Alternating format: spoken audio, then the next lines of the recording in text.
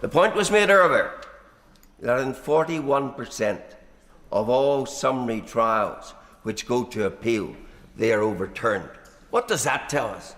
It tells us of the case hardness of some of those who are hearing them. It tells us of the summary nature and the speed with which some of them are heard. And it tells us that an injustice was done in 41% of those cases. Are we in the business of accentuating injustice?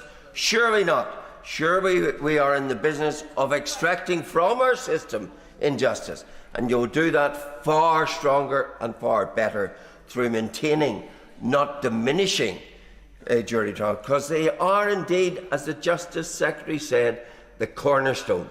Take away the cornerstone, and you have begun to demolish the edifice in which we all have so much pride, our criminal justice system.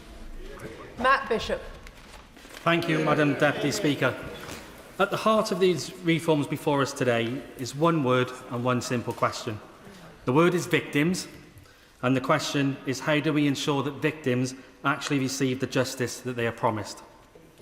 Members of the House will know before coming to this place I served as a police officer over 3 different forces, and during that time I saw firsthand the impact crime has on people's lives. I met victims at some of the worst moments they will ever experience, often after deeply traumatic incidents.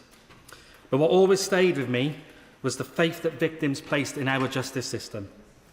They believe that if they report what has happened, and they come forward and they endure the stress of an investigation and a trial, that the system will ultimately deliver justice. They believe that institutions in this country, the police, the courts and the rule of law will stand behind them. And when victims report a crime, they are making a promise to us and the justice system that they will follow through and endure the issues that they have to endure. The least that we can do is ensure the justice system keeps its promise back to them. But today, far too often, that faith is being tested. I regularly meet victims and victims groups who speak about the anxiety, uncertainty and sheer exhaustion that comes with waiting for their case to reach court. Many have done everything that we have asked them to, reported the crime, given evidence, supported the investigation, only to be left waiting months and years for a conclusion. Through my work on the Justice Select Committee, I viewed extensive evidence about the state of the courts, and the reality is stark. The Crown Court backlog has more than doubled since 2019. Trials are taking longer, and for some of the most serious offences, particularly rape and sexual assault, victims are waiting well over a year on average for their cases to conclude. And beyond those numbers are real people, victims who cannot move on with their lives, families left in limbo, and witnesses forced to relive traumatic experiences as hearings are delayed or postponed. Justice delayed really does become justice denied. Before going further, I just want to recognise the people who keep our justice system running. The magistrates, judges, court staff, they all do extraordinary work. Magistrates in particular give up their time voluntarily to serve the public and uphold the rule of law in their communities. Too often we talk about the pressures on the justice system without recognising the people who are holding it together. They deserve our gratitude, but they also deserve a system that properly supports the work they do, and that is why this reform is necessary. The reality is that cases today are more complex than they once were. Digital evidence, mobile phone data, body-worn video, modern forensic techniques, all of it has improved the fairness of trials, but they've also made cases longer and more demanding to process. The measures in the bill seek to address that. Giving magistrates greater sentencing powers will allow more cases to be resolved in the magistrates' court, freeing up Crown Court capacity for the most serious offences. Similarly, allowing courts greater flexibility in determining where cases should be heard helps ensure that the most serious crimes are not competing for court time with cases that could be resolved more quickly elsewhere. Another important aspect of the bill is the modernisation of the courts. For too long, our justice system has lagged behind the technology available for it. Victims still face unnecessary barriers when trying to access transcripts or understand the progress of their case. Using technology more effectively can make the system faster, more transparent and more accessible. And finally, I want to briefly address the removal of the presumption of parental involvement from the Children Act. For many years, survivors of domestic abuse and campaigners have raised concerns about what has sometimes been described as a pro-contact culture within parts of the family court system. Organisations such as PEEPSA, which support survivors of post-separation abuse, has welcomed the government's decision to repeal the presumption of parental involvement. They have long warned that a pro-contact culture can risk sidelining the safety of children and survivors. I will give way. Thank you for giving way. Too many women have told me that the family courts felt like an extension of the abuse that they were trying to escape. Does he agree that by ending the presumption of parental involvement, that's a crucial step towards ensuring that children's safety, not an automatic assumption of contact, is a starting point in every case? I thank my honourable friend for intervention. I completely agree, and children must never be used as a tool through which abuse can continue after separation. Removing the presumption also sends a clear message that children's safety and well-being must always come first. And of course, reforms of this scale will rightly be scrutinised as the bill progresses. But the alternative, doing nothing, is simply not acceptable. Without reform, the backlog will grow, victims will continue to wait, and confidence in our justice system will continue to erode. Justice is the foundation of public confidence in this country. When victims lose faith in the system, the rule of law itself begins to weaken.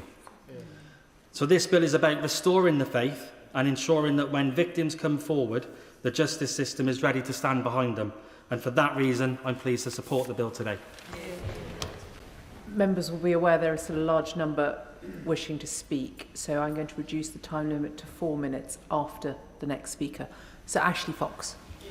Madam Deputy Speaker, I support the reasoned amendment tabled by my right honourable friend, the Leader of the Opposition, declining to give this bill a second reading.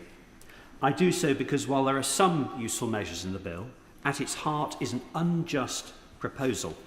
The government's plan to curtail jury trials is wrong. I will. I respect the honourable gentleman, and I understand that his concerns about this will be genuinely rooted. But nonetheless, the presumption of parental involvement being revoked within this bill is absolutely critical. And I do not understand how he can proceed with a reasoned amendment that would kill the entire bill on that basis. Sir Ashley Fox. I'm grateful to that intervention.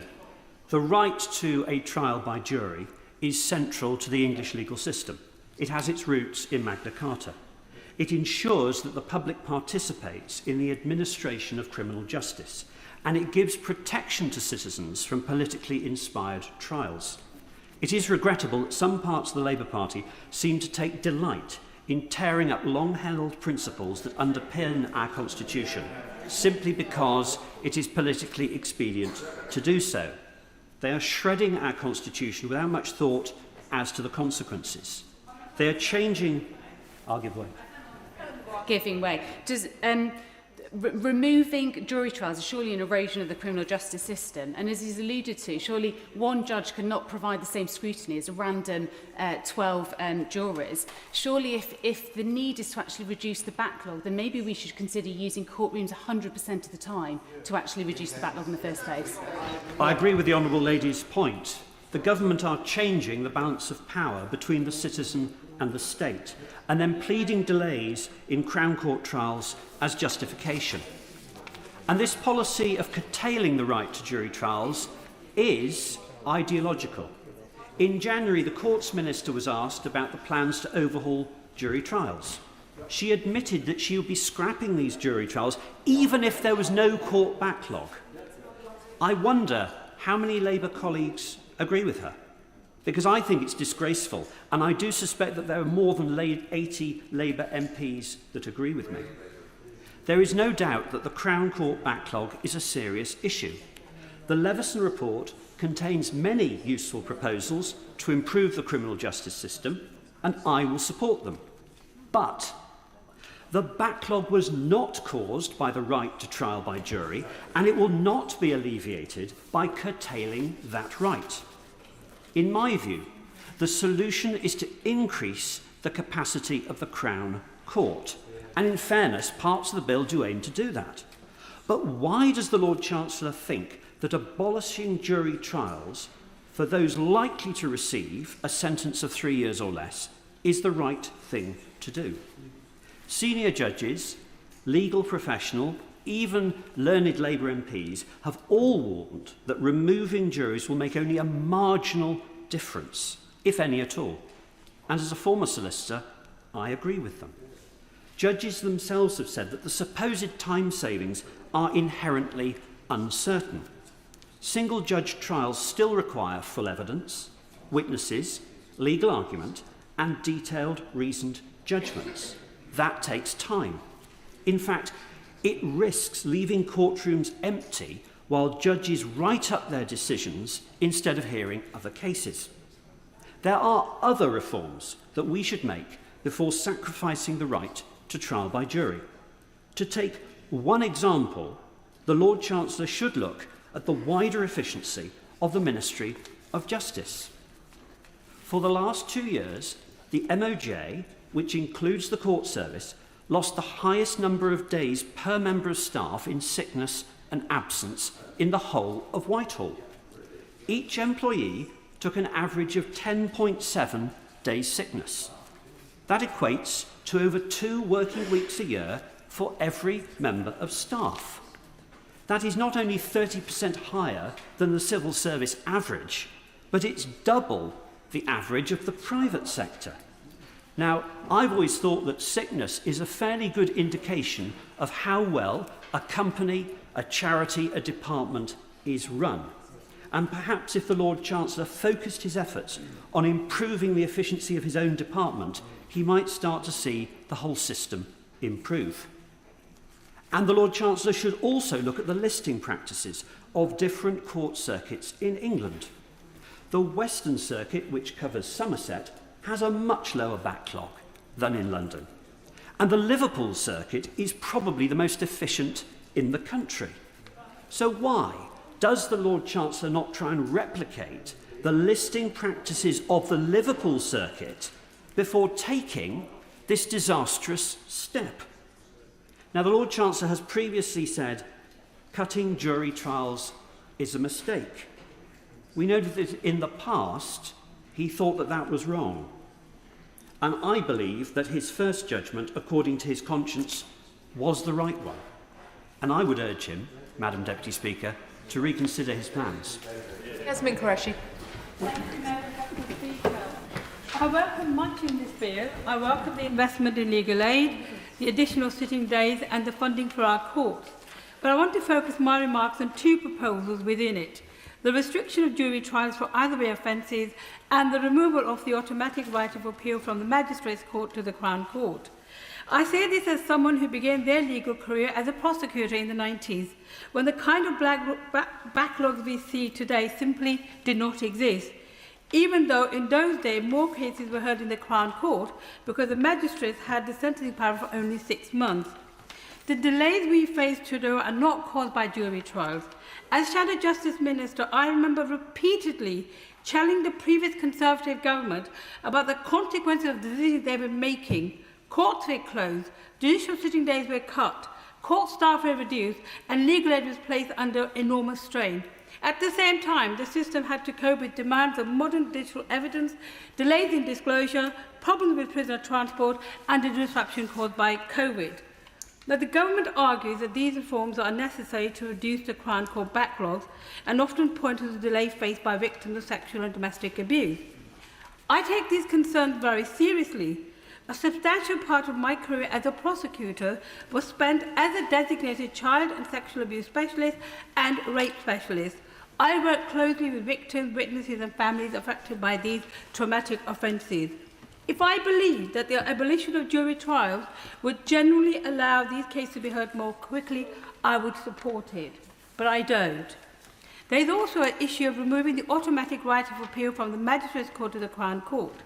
This change will disproportionately affect the defendants from poorer backgrounds who may not have legal aid representation. We know that a significant proportion of these appeals succeed, which raises serious concern about access to justice. These 2 proposals will disproportionately impact the most vulnerable in our society, particularly those from socially, economically and educationally deprived backgrounds. My own constituency ranks as the 38th most deprived in the country. For many of my constituents, the criminal justice system already feels distant and difficult to navigate. We should be careful not to introduce changes that risk criminalising and disadvantaging them even further. There are real reforms that could be done which could address the delay. The first and foremost is the Labour Party's commitment to have specialist rape courts, properly funded, and I know that lawyers and judges will be prepared to sit weekends to tackle those cases through. Secondly, we could be more like the civil system, where there are particular timelines which are set into the case so that cases are progressed properly, and if any of the parties don't act properly, there could be financial sanctions to them. Also, I know we're going to be opening more courts and courtrooms, but we need to expand the judicial sitting days as well. We also need to make sure that the SERCO and other bodies that produce defendants in court, those contracts need to be reviewed as well, because there's a lot of delay caused by defendants not being produced at court. Further, we will say that the prosecution and the police need to be able to present their evidence to the defence as soon as possible, and for the defendants to be legally represented so that new additional evidence can be considered so we can have pleas done at a much earlier stage. I think that we need to look at these things first, try to put these things into place, and then see what happens before we get rid of or restrict jury trials. Slade. Thank you, Madam Deputy Speaker. There is absolutely no doubt that long delays in criminal court shake public confidence, and I can only imagine the distress of victims forced to wait years for justice. I've supported in my role as an MP those who have experienced repeat offences as they wait for the stalkers to face justice, and it's tragic that cases collapse because victims can't face reliving their experience or witnesses' memories fade. But it isn't just victims who are harmed by these delays. Defendants who are, under the law, innocent until proven guilty are also having their lives suspended. And those defendants deserve fairness, so I am deeply worried about the income thresholds for legal aid in the Magistrates' Court. It is ridiculous that even someone working in an entry-level minimum wage job will not automatically be eligible. How is that fair justice? Does the government really believe that unless you can afford to fund your defence, your freedom should be at stake? And I hope that if this passes second reading, that the government will put forward some substantial changes. But the heart of my concern in this bill is the fundamental shift in the role of the magistrate in the bench division. A typical magistrate's trial lasts 5 to 6 hours, and a similar case in the Crown Court is likely to take 3 to 4 days. For good reason: more legal direction, ensuring victims and defendants understand the process and upholding the integrity of justice. But I'm deeply concerned that if these complex cases, carrying sentences of up to 24 months in prison, are passed over to the Magistrates' Court, they too will become longer, creating even bigger backlogs and just shifting the problem somewhere else. So what assessment has actually been carried out, because I've asked on several occasions, on the capacity of current magistrates to sit in multi-day trials that require attendance day after day, making younger working magistrates far less likely to be able to sit? We know that the Magistrates Association has deemed the current need for magistrates as 17,000, and we have only 14,000. Previous recruitment drives haven't generated enough applicants. Where is the evidence that our communities can find these extra people who can serve on extra time? And the other problem is the age of magistrates. Whilst there are some notable exceptions in this room, 81% of existing magistrates are over 50, which is much higher than the average age of judges. This proposal widens the demographic gap between the court and those facing justice, and juries, of course, provide that broader age and background diversity. So, again, this is a real diversion. If we have insufficient magistrates now, where is the evidence that people who will be willing and able to fulfil the critical, increasingly difficult role in society, and that they are able to take someone's liberty for up to 2 years? That is a huge responsibility on somebody that is not legally trained. And talking of legally trained, I've raised this before, the access to legal advisors. The Lord Chancellor has indicated more money for legal advisors, but that was before this proposal, where I raised it after seeing my local cases I see no evidence that there are enough legal advisors willing to work at this lowest rung of the court system to be able to support those magistrates. Another thing I wanted to raise was that the processes in the magistrates' courts. One of my constituents denied the right to go to Crown Court has been told she has just 27 minutes to plead her case, which she feels is a denial of her rights. In a case where liberty is at risk and where a criminal conviction could lead to the loss of employment, travel, reputational impact for years to come, we really do have to consider the impact on the victims and the defendants from this significant move. Madam Deputy Speaker, I wonder if the Lord Chancellor can tell us who said juries provide representation of local population and a filter for prejudice, that criminal trials without juries are a bad idea, and that the government should not fix backlogs by abandoning a valuable tradition for short-term benefit in either way trials. Abtisam Mohammed. Thank you, Madam Deputy Speaker. In my previous work as a solicitor, I represented women who had suffered terrible violence and people who had been pushed to the margins of society. I have seen firsthand how fragile access to justice can be, how years of underinvestment has taken a wrecking ball to our justice system, and yes, change is clearly needed. But the reforms before us today, removing the right of defendants to elect trial by jury, does not appear to be a proportionate answer to that problem. The evidence does not support the claim that these reforms will deliver the benefits suggested, with projections suggesting that the impact on the backlog may at best be modest. That raises an obvious question. If the contribution these measures make to reducing the backlog is uncertain, why are we being asked to make such a profound and permanent change to one of the central safeguards in our criminal justice system? Members have spoken about a range of different offences, from theft to drug-related offences. But when people are taken to court over action to advance causes that they believe in, both in the past when it was the suffragettes, to today when it is climate activists or Palestinian protesters, it is ordinary people, their peers, who recognise the moral imperative behind their actions to prevent greater harm. The freedoms that this system protects are not abstract. They exist precisely to safeguard individuals against the power of the state when they stand accused of a criminal offence. That is why we should be cautious before curtailing them. There is also a serious question about the impact these reforms may have on black and ethnic minority defendants. The Justice Secretary's own review in 2017 highlighted deep disparities and a troubling lack of trust in parts of our criminal justice system. One of his key messages was that fairness must not only exist, it must be seen to exist. Juries who are drawn from our communities play an important role in that public confidence. Reducing access to jury trial could risk further eroding trust among certain communities that already feel disproportionately affected by the criminal justice system. So if these reforms proceed, it is therefore essential that their impact on black and ethnic minority defendants is specifically examined transparently and rigorously. Now, none of this is to deny the seriousness of the backlog crisis. The courts must function efficiently and the victims should not have to wait years for justice. But the purpose of these reforms is to address the backlog. And I suggest that we understand why they are being introduced as a permanent alteration to our justice system instead of a time-limited measure. Well, whatever frame this way. I will give away on that point. I thank her very much for giving way, and I will be supporting the government tonight because it's very clear that decisive action is needed to tackle the backlog that so many people here have described. But I wonder whether she'd agree with me that if the government is genuinely confident about the package of reforms that it's putting forward, it would be fair and proportionate to add a review clause or equivalent which makes sure that we are clear about whether we actually need some of the measures that are there in this proposal.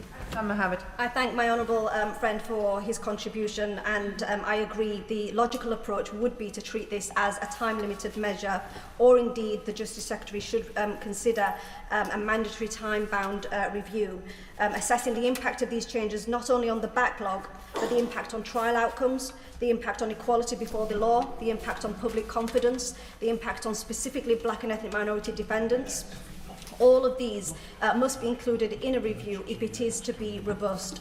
It must also allow Parliament not only to examine the evidence, but if the reforms fail to deliver the benefits claimed or produce serious unintended consequences, then a review must allow us to revisit and, if needed, reverse.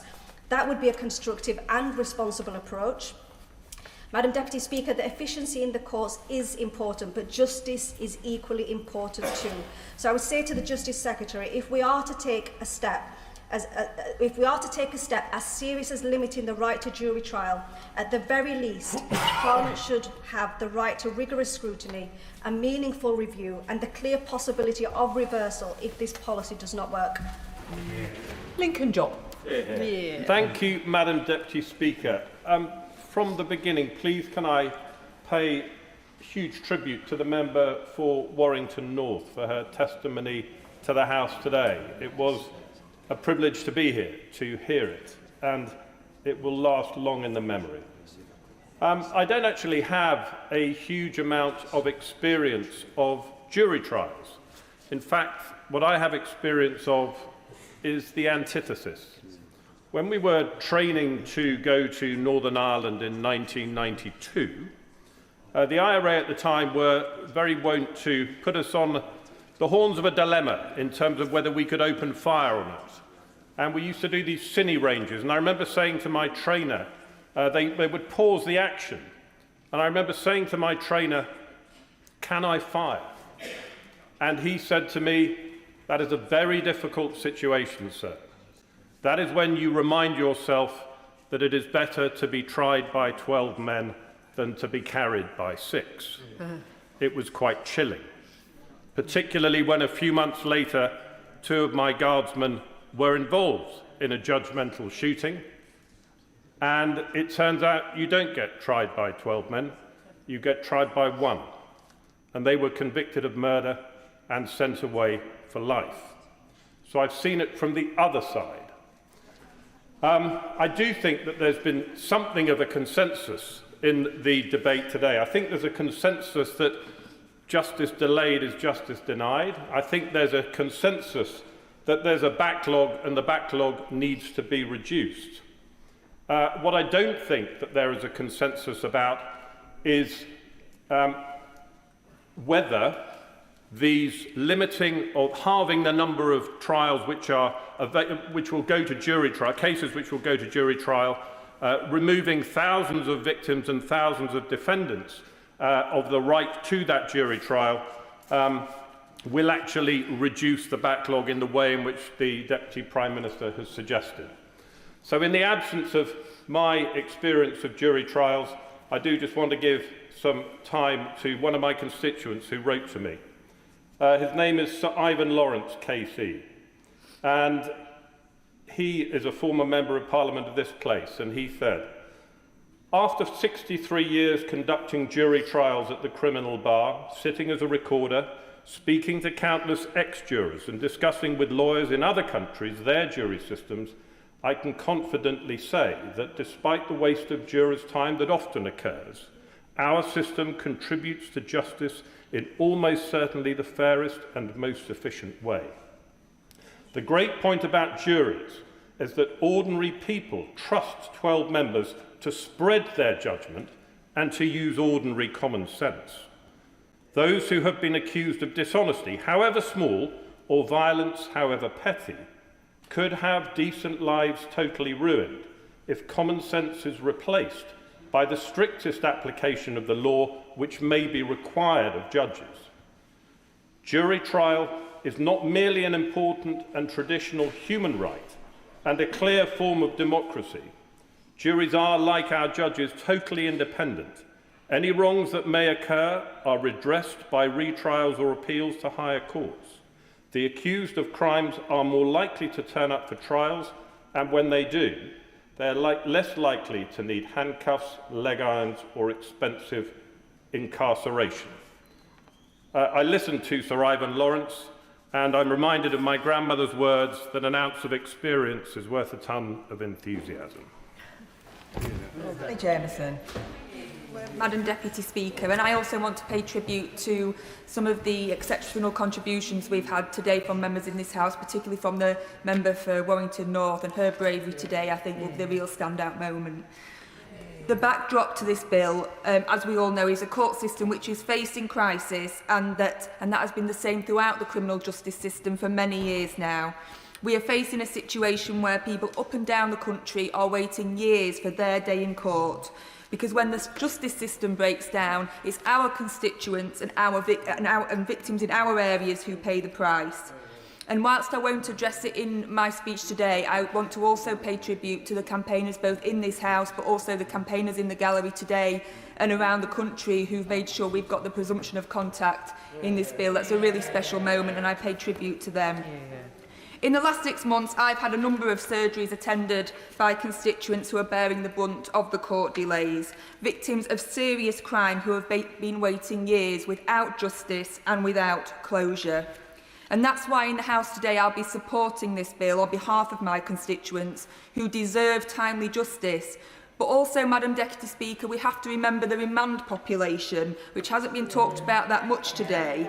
But it's well publicised that our prison estate is in absolute crisis, reached at capacity and totally stretched. And whilst this government is doing the necessary reforms to address that and building up the capacity, they can ill afford really to have the remand population that they currently have.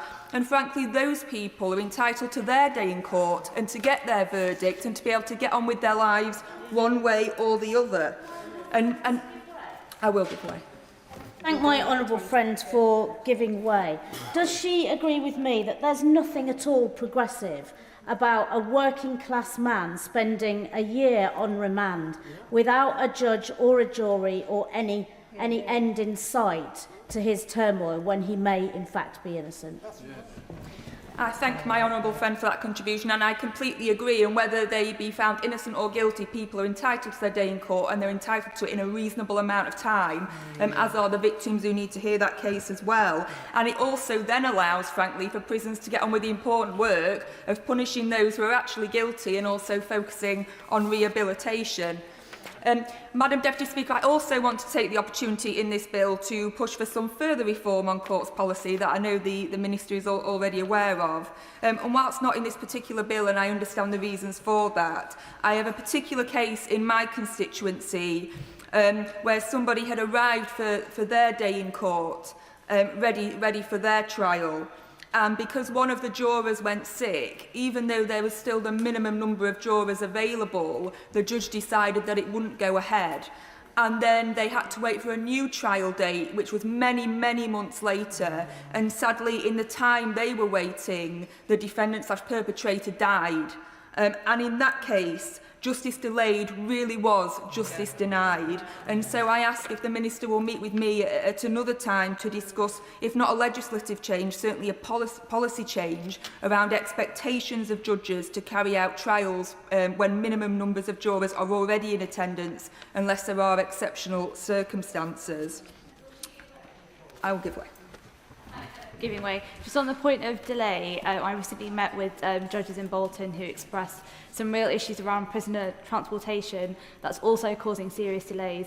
Does she agree with me that we should also be looking at that as a means of speeding up efficiency as well?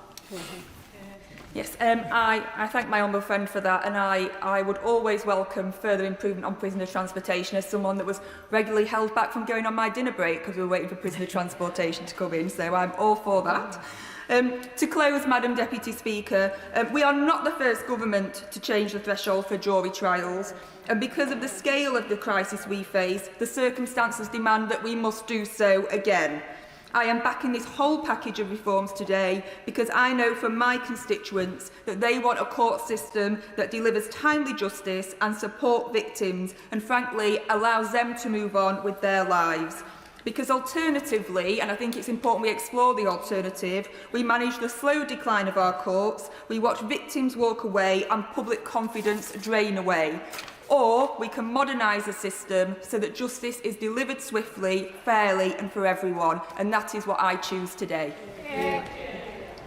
Paulette Hamilton, and this will be on a 4-minute time limit, but after Paulette Hamilton, I will be reducing it to a 3-minute time limit. Paulette Hamilton. Thank you. Thank you, Madam Deputy Speaker. I rise today to speak on a bill that is both necessary and difficult. Let me start by saying that I support its intent to tackle a Crown Court backlog that has now more than doubled since the pandemic, leaving victims waiting years for justice. And let us be clear, What the backlog means is the Victims Commissioner has warned that some trials are now listed for 2030. That is why the bench division serves a purpose by enabling judge-alone trials for lower-level cases. We can free up capacity and expect hearings to take around 20% less time. Madam Deputy Speaker, I represent Birmingham Erdington, a working-class constituency with a proud and diverse ethnic minority community. It is from their perspective that I must also scrutinise this bill. Clause 3 removes a defendant's right to elect for a jury trial in either way cases, replacing it with a judge-alone trial in a new bench division for offences likely to attract sentences of 3 years or less. Crucially, this is not a temporary pilot. It contains no sunset clause. This is a permanent structural change to one of the oldest rights in our justice system. The intention to speed up our justice is honourable, but my concern is about trust and perception. For ethnic minority... Yes, you can... I very much respect what she's saying on this, but I would say that the right to elect is not an ancient right. It was introduced in 1855 and escaped reforms in the 1970s. So it's a relatively recent addition to the judicial armoury. I thank you. I thank the member for that contribution. Thank you very much.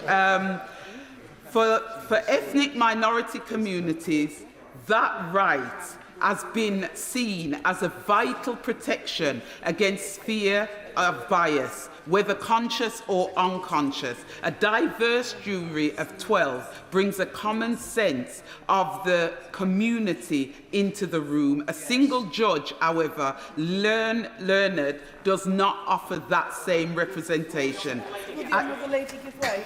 Yes, Yes, the Honourable Lady.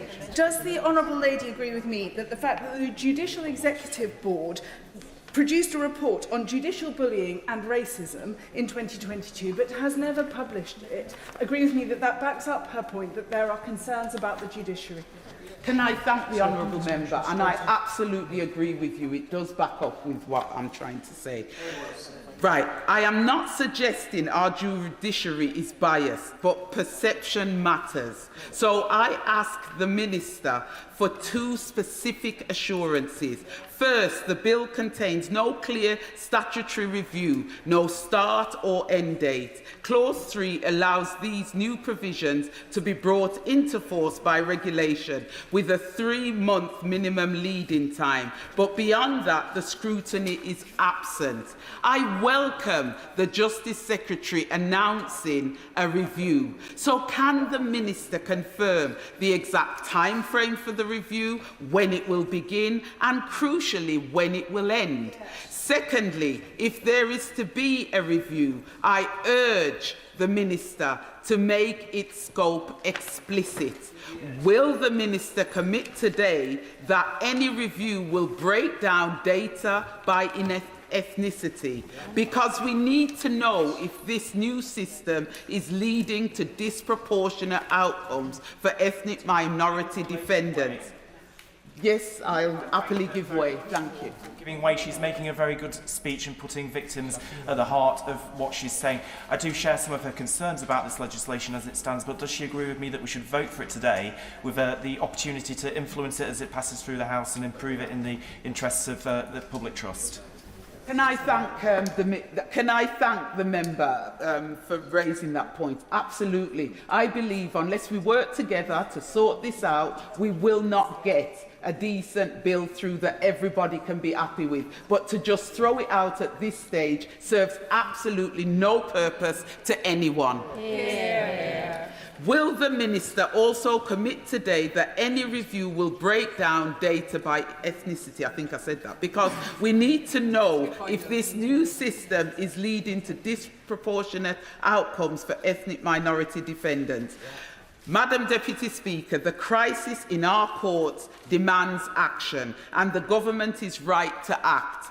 I urge the Minister to commit today to strengthening the scrutiny of these measures, to putting a clear review on the face of this bill, and let us prove to my constituents that their faith in justice is still well placed. I look forward to working with the Justice team in the committee to strengthening this clause. Thank you, Madam Deputy Speaker.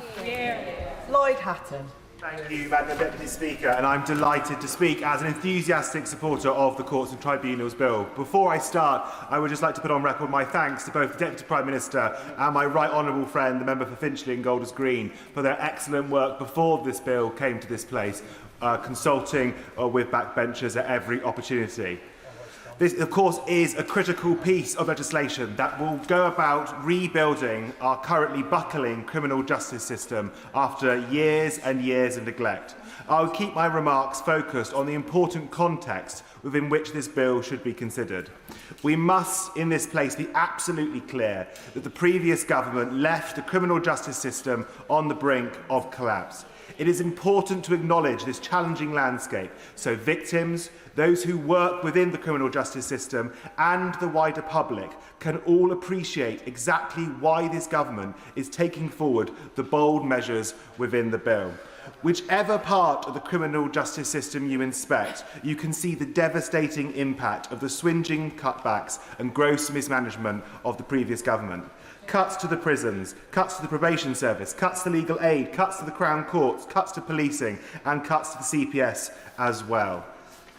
What I find most frustrating is that in this place we too often forget the inheritance, and we must not forget that when we go into the voting lobbies this evening. We cannot forget the chronic backlog within the Crown Courts that we inherited. And we must always understand that this is not a static problem, it is a compounding problem. Without the measures going in this bill going forwards, we will not be able to improve the situation of the Crown's courts. Instead, it will deteriorate further and the backlog will simply spiral out of control. Now, this situation is simply inexcusable. We must understand that it is impossible to defend it and impossible to defend the status quo. Without the structural reforms in this bill, the criminal justice system will continue to buckle, and that is why I'm such a keen advocate. I will happily give way. To him for giving way. He seems entirely ignorant of the success in Liverpool Crown Court, where from June 23, Operation Expedite reduced court delays by 1/3. Does he not think it's worth replicating that experiment which has been so successful in Liverpool before curtailing the right to trial by jury? I completely accept that there have been successes in some parts of the country, including Liverpool, but not elsewhere, and therefore a much wider structural package of reforms is essential. I firmly believe, in response to that point, that we must pull every lever at our disposal to stabilise the system and begin to turn the corner on the rising backlog in the Crown Courts. Only with transformative change, backed up by investment and modernisation, can we begin to fix the problem. This is not optional, it is essential. That's why, in my view, the reforms in this bill are a coherent package designed to deliver a system-wide change. We cannot indulge in a game of pick and mix and simply implement the measures that we prefer. We must understand that to relieve the scale of pressure currently facing the Crown Courts and the wider criminal justice system, that this bill must make its way through this place. I will give way.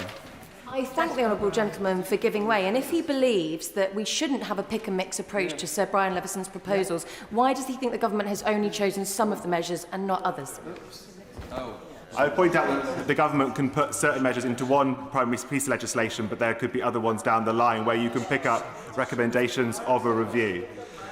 I think, to conclude, Madam Deputy Speaker, we must also remember that magistrates, prison and probation officers and police officers will not thank us if we preside over an unreformed system, where the Crown Courts are allowed to crumble and backlogs are allowed to balloon for years to come.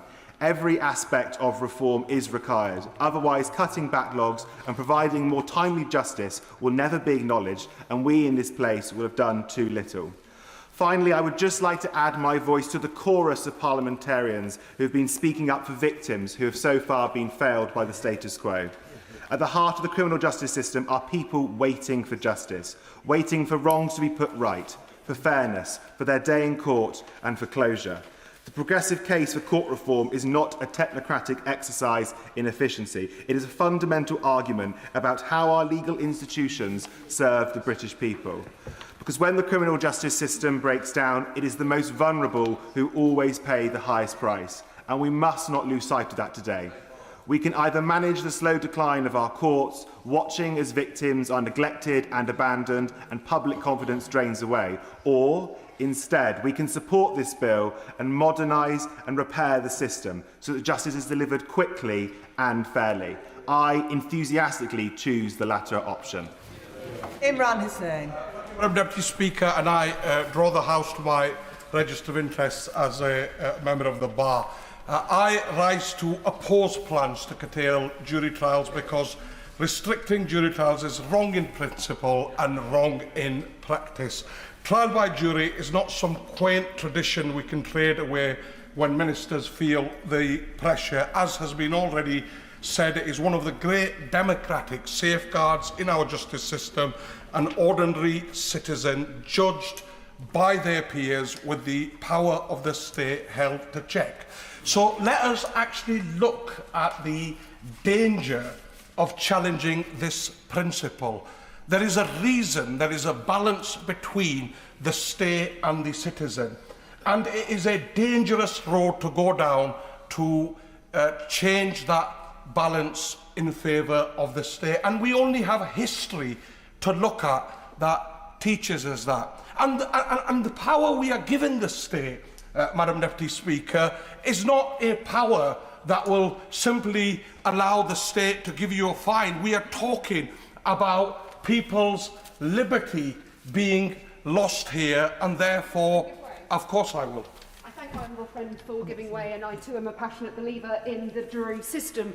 But considering that Sweden, which is #1 in the World's Justice Project's global rankings, doesn't use jury trials at all, neither does Norway, Germany or the Netherlands, and in France, Denmark and Canada, only the most serious cases are dealt by juries. He is not suggesting, is he, that they don't have liberty?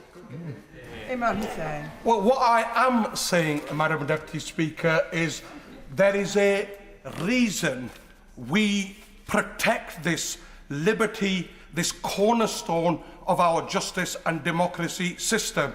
Because I'll tell the Honourable Lady this, when we see this level of shift and change to state power, I'll tell the Honourable Lady who is at the receiving end of this first. It is BAME communities, it is working class communities, it is elderly communities, and it is women that are disproportionately impacted.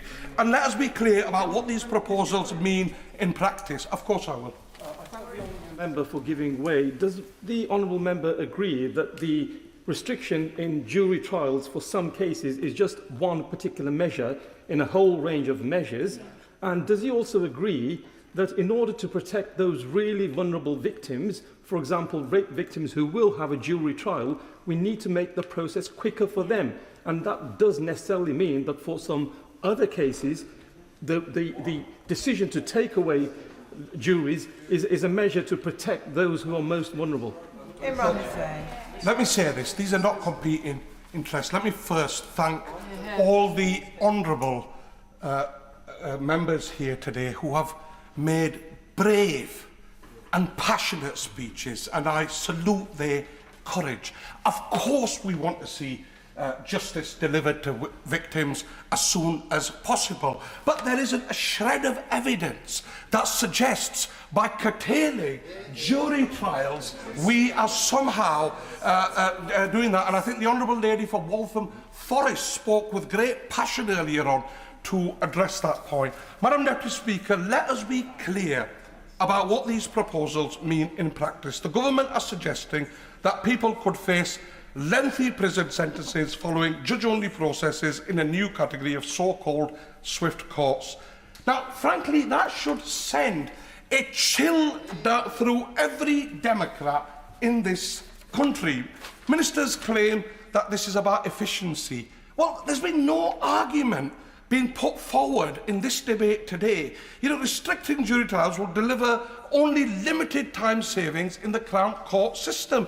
Honourable members have made that case time and again today.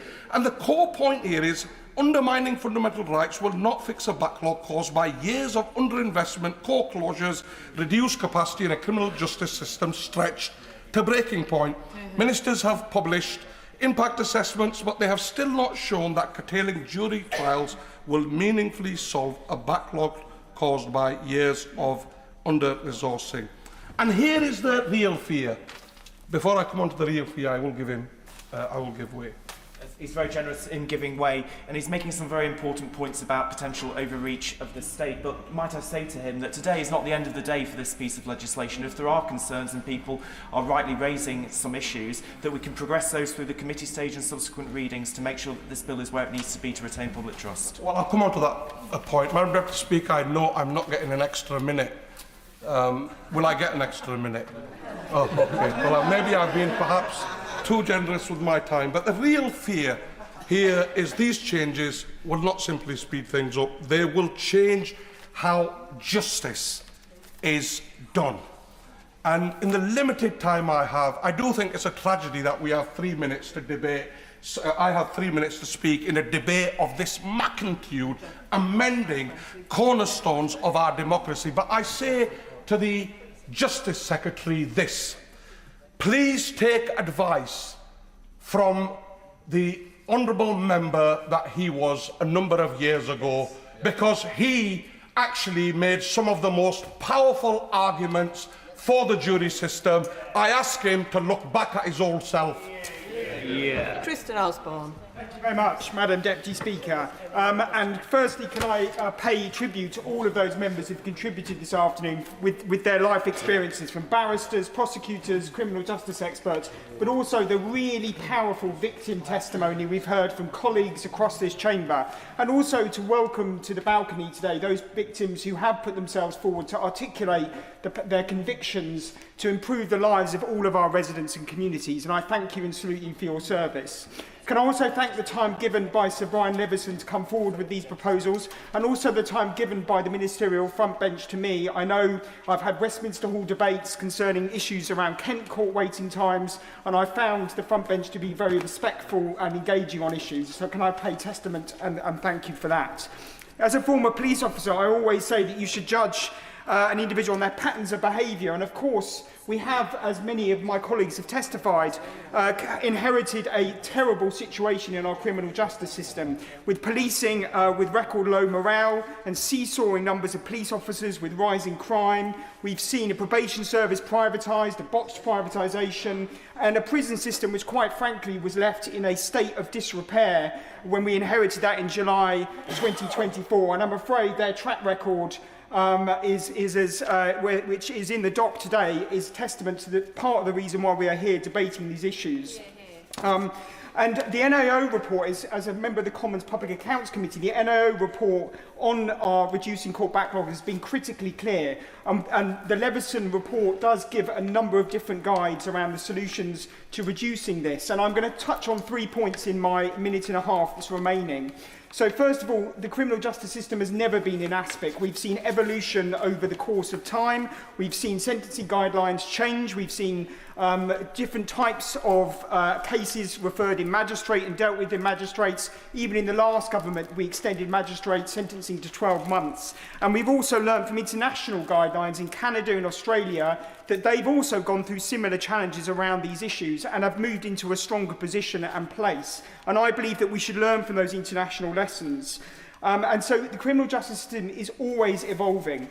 Second of all, can I welcome the investment into the criminal justice system, an extra £2.2 billion that's going to reform our court systems with a removal of the cap on court sitting days, some digital improvements in the court system. But fundamentally, my constituents want to see justice delivered.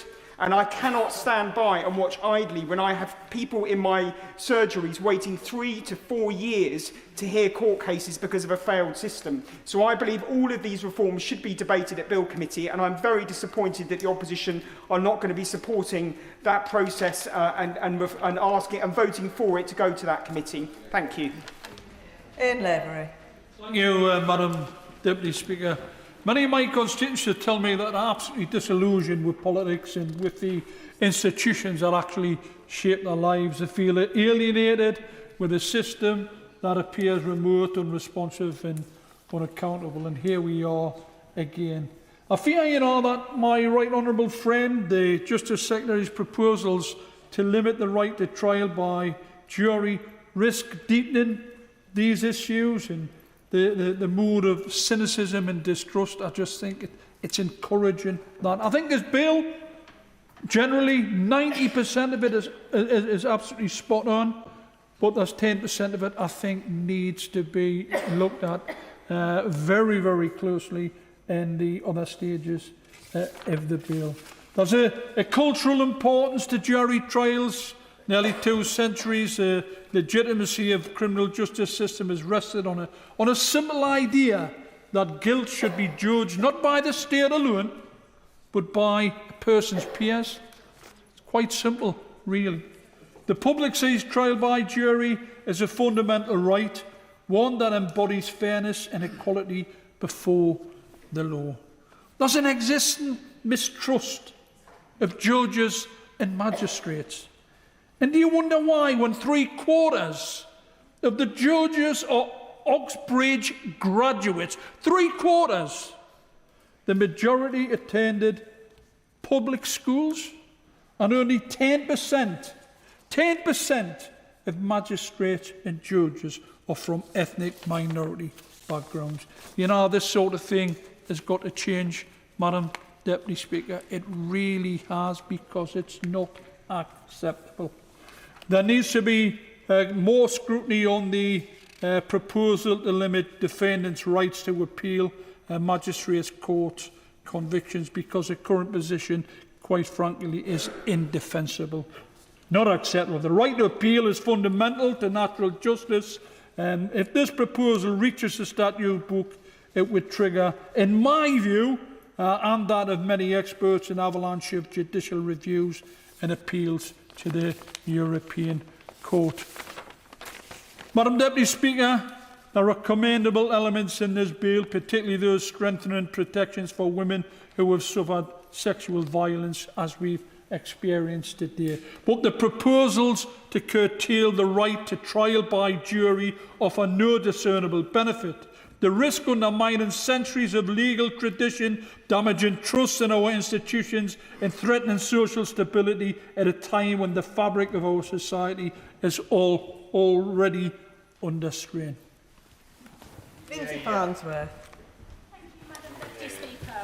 Anyone who has worked on the front line of the criminal justice system knows that the Crown Court crisis has been years in the making.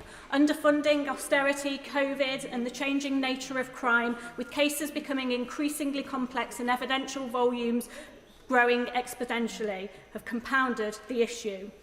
The changes in this bill offer a pragmatic solution, and it's important that we're all clear about what is being proposed here. This bill does not abolish jury trials, it simply adjusts the threshold at which a case warrants a jury's involvement.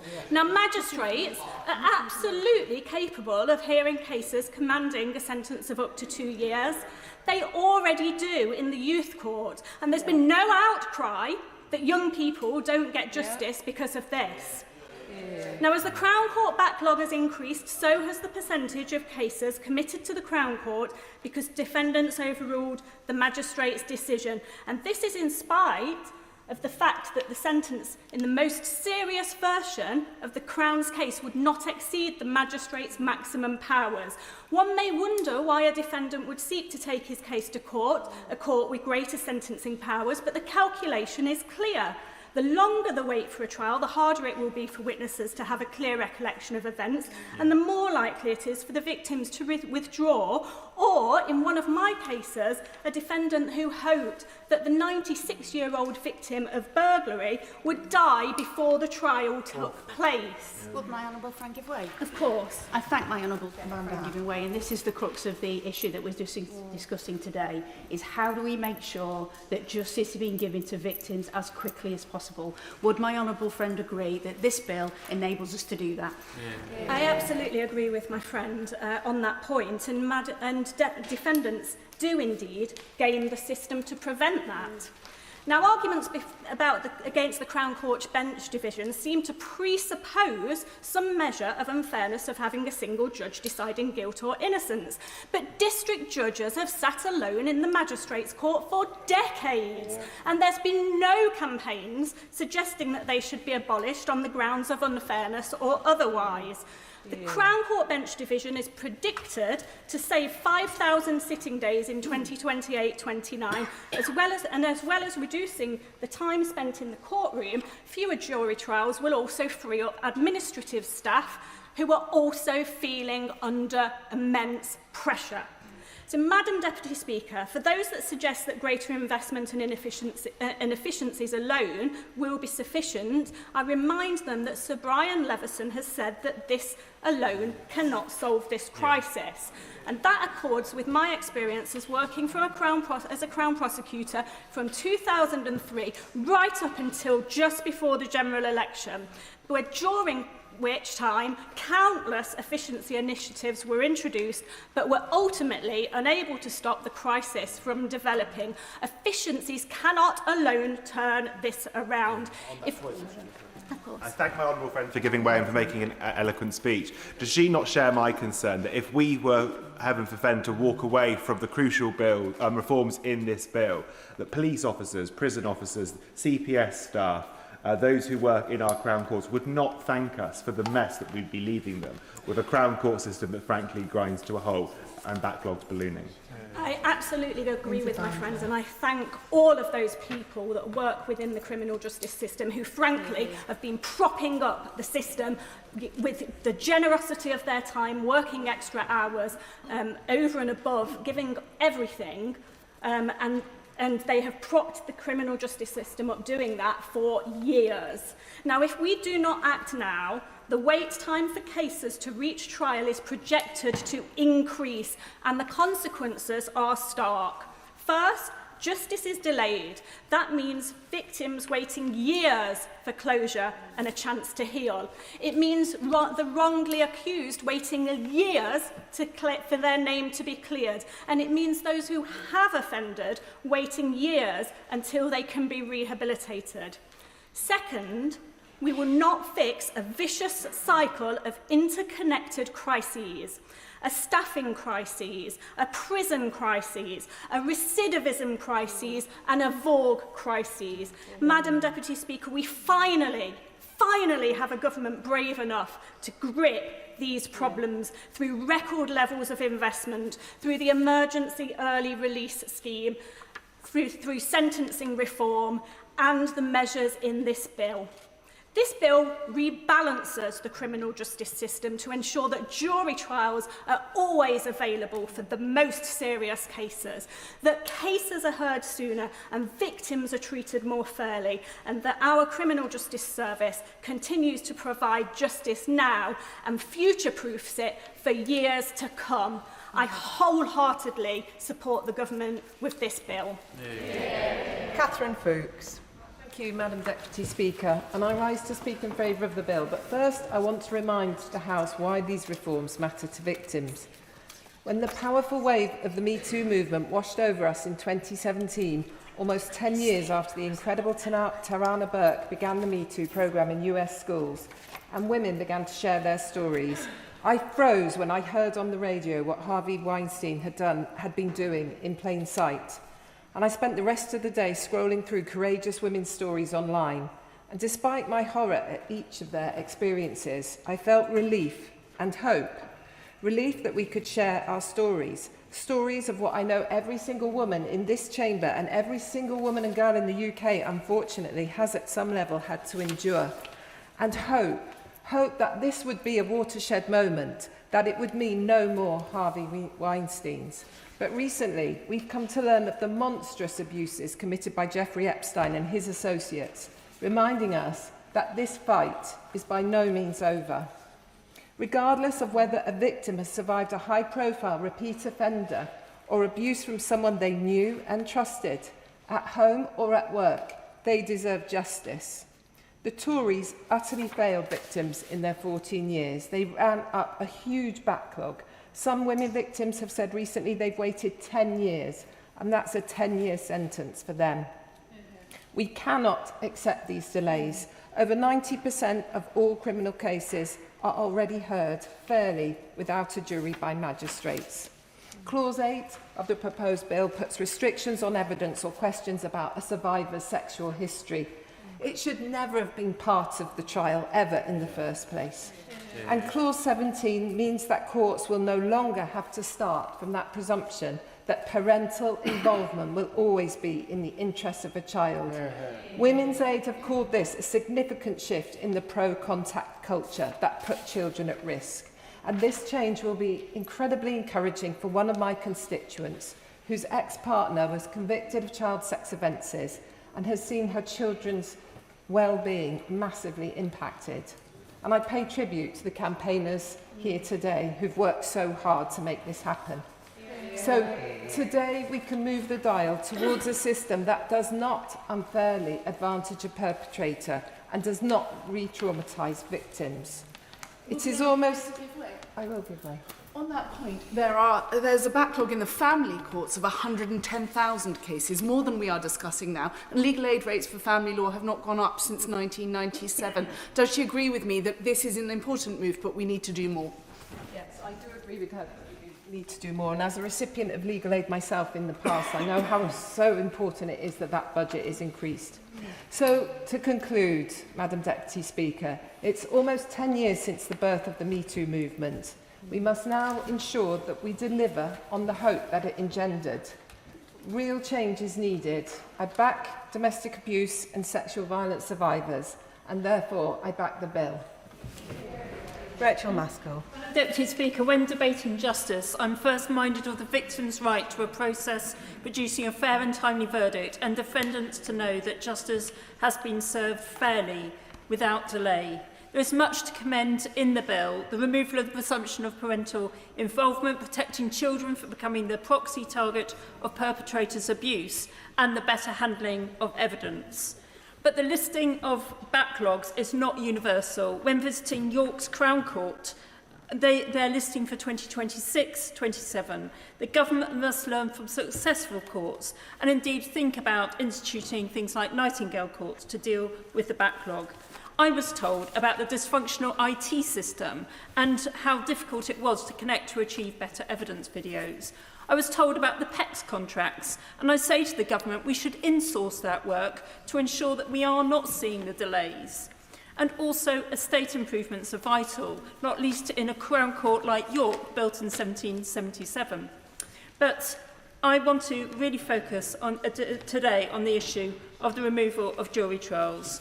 We know that the judiciary lacks diversity, as we've heard, and I fear unconscious bias, as academic papers have pointed out. But also, we need to ensure that we have got stronger deliberation of trials, and therefore to hand that to a jury would give more security.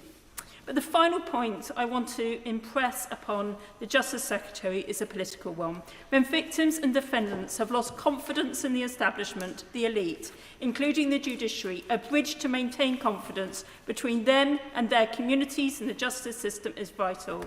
As was put to me, without this, a victim is less likely to believe that someone who experiences are a million miles from their own will have confidence, and likewise a defendant, having been failed by the establishment time and time again. Therefore, maintaining the bridge to justice for people who have walked in their shoes, grown up on their streets, and faced the same challenges enables the victim and defendant to know that at least the court understands, even if it has not found in their favour.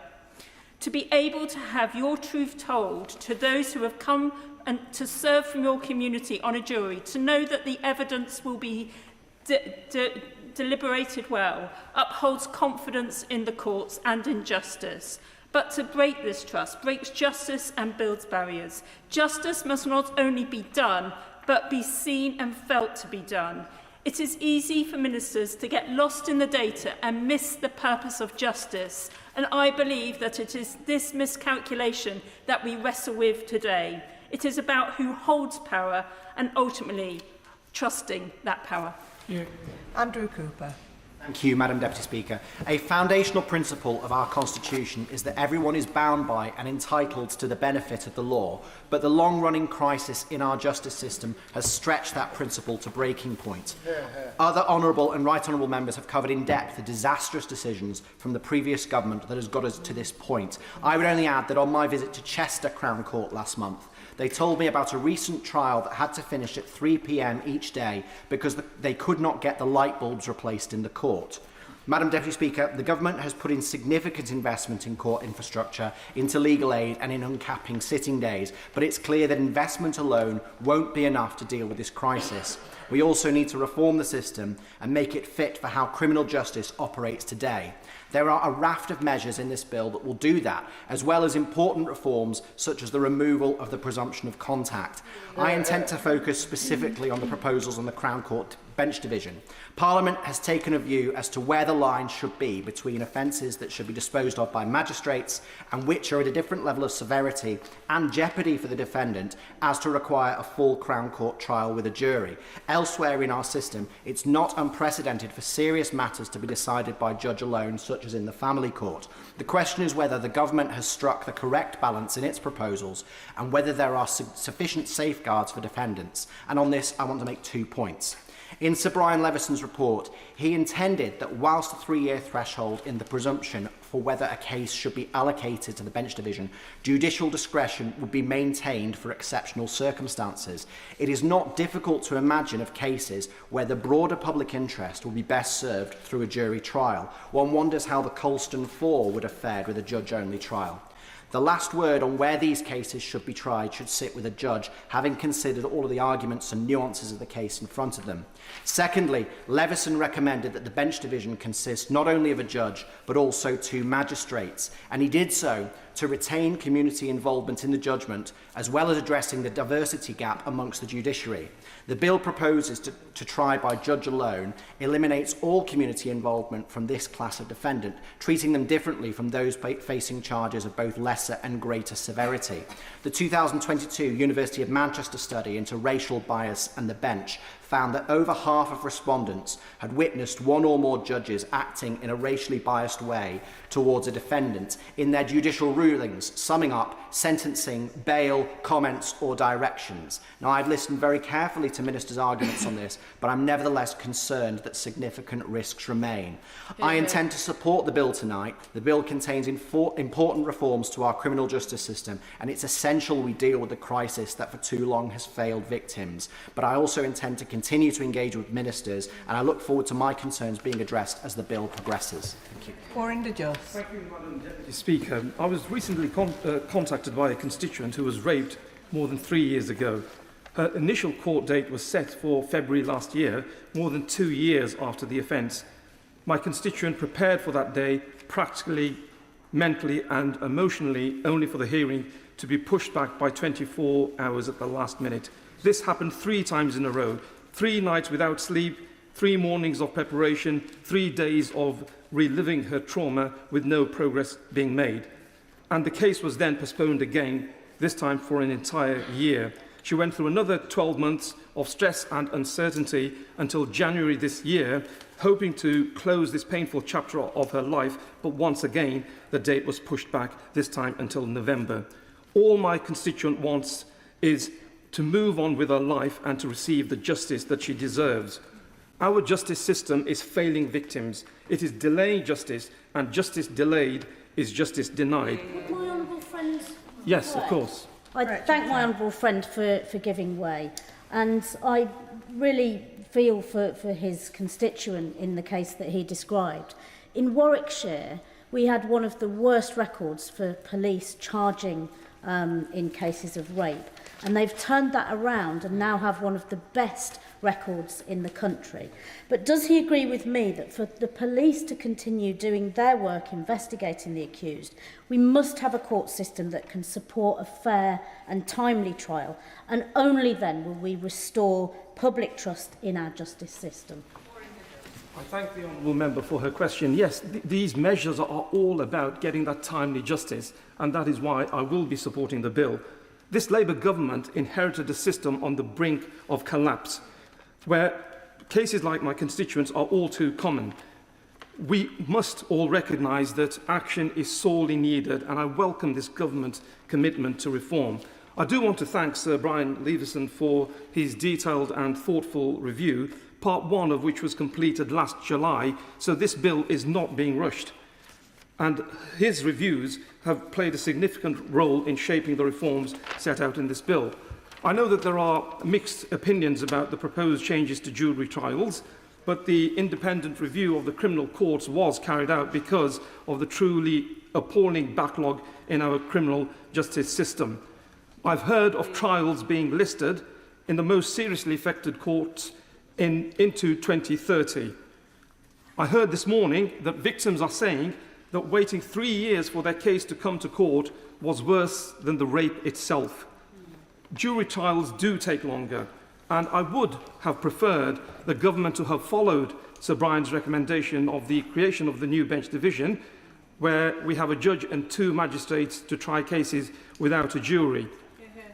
However, I do trust this government to take the necessary steps to repair our justice system whilst preserving the sanctity, fairness and integrity that underpins justice in this country.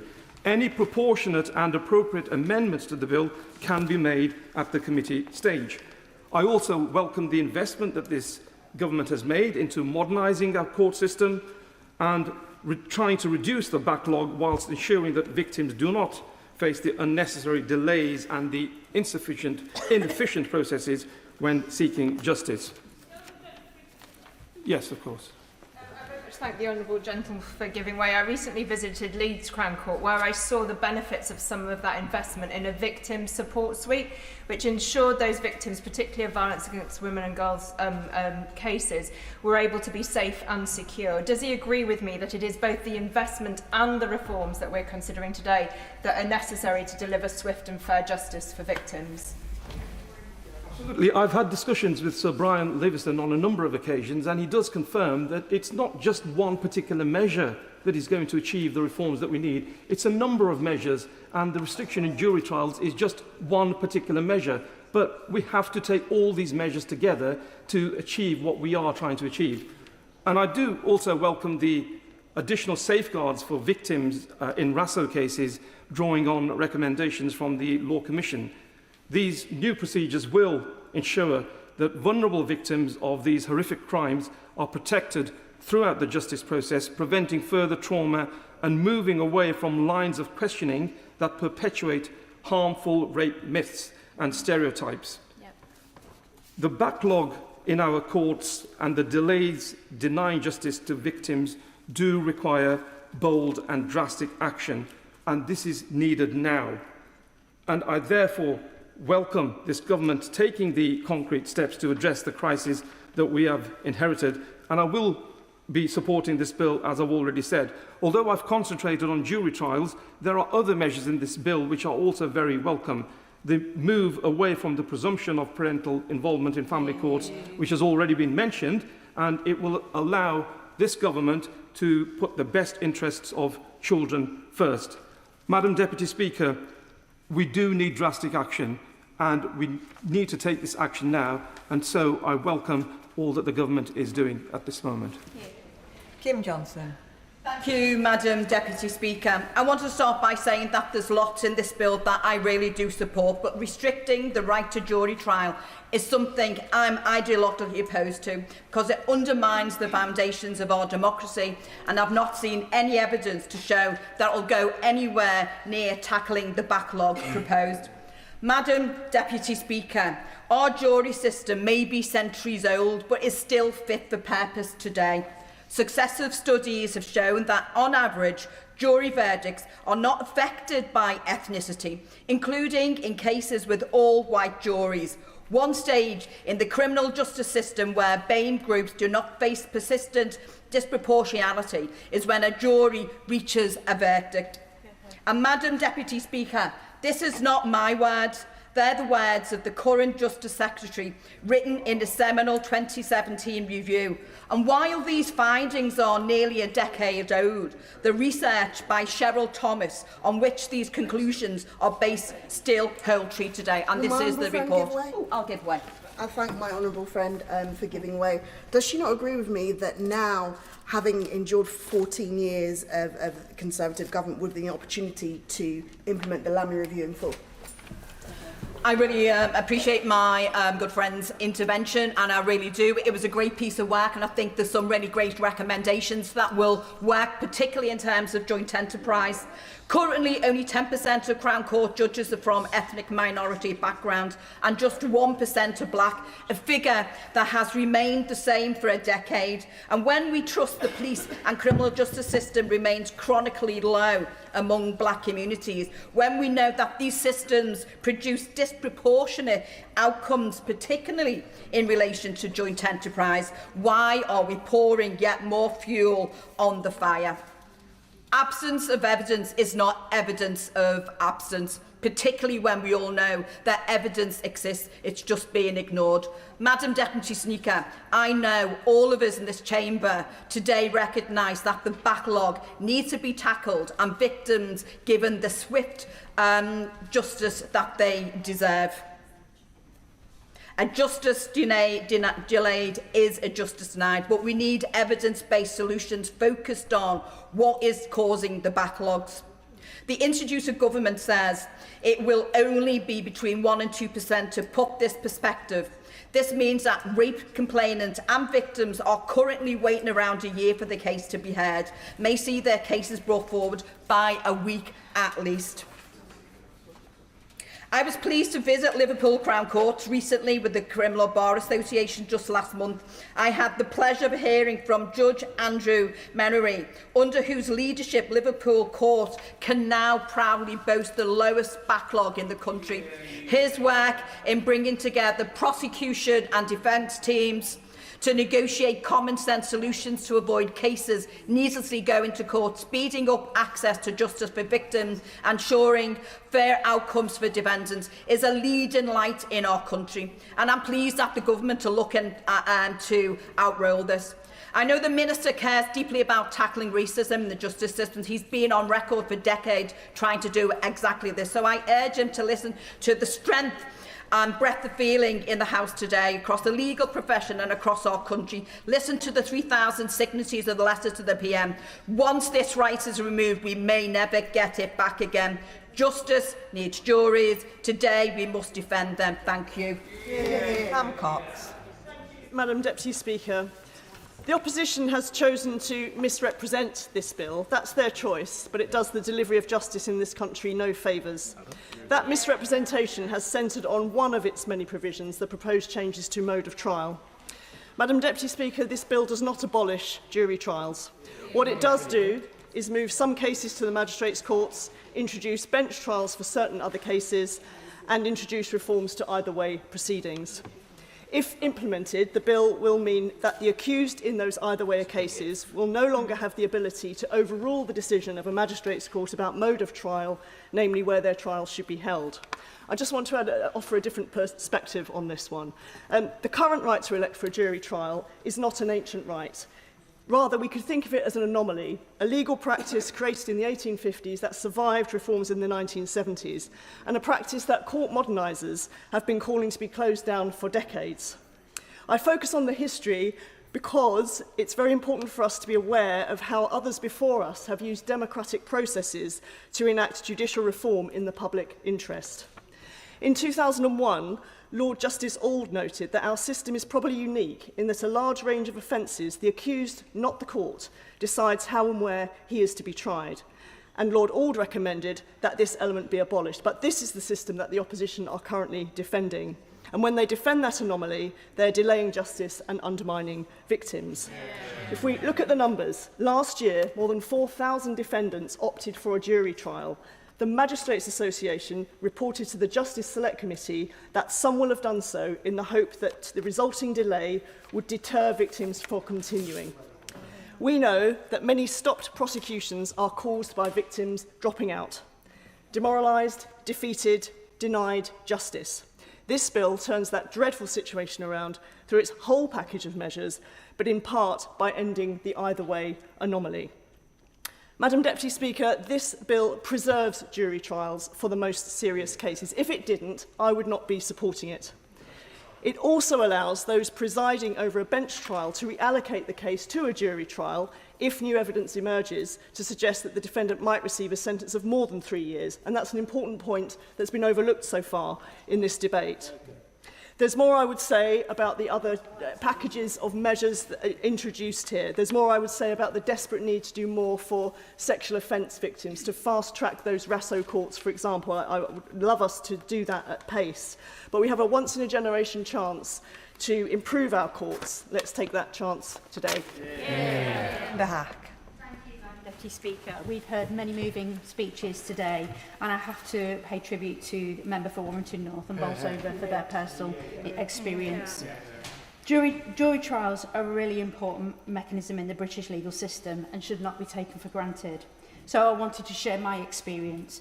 A number of years ago, I was asked to be a witness in a trial where somebody I knew was being prosecuted for harassment. And then just a couple of years ago, I was the victim of harassment myself. The specific details of these cases isn't needed, however, the premise is. In that earlier case, the trial was judge-led.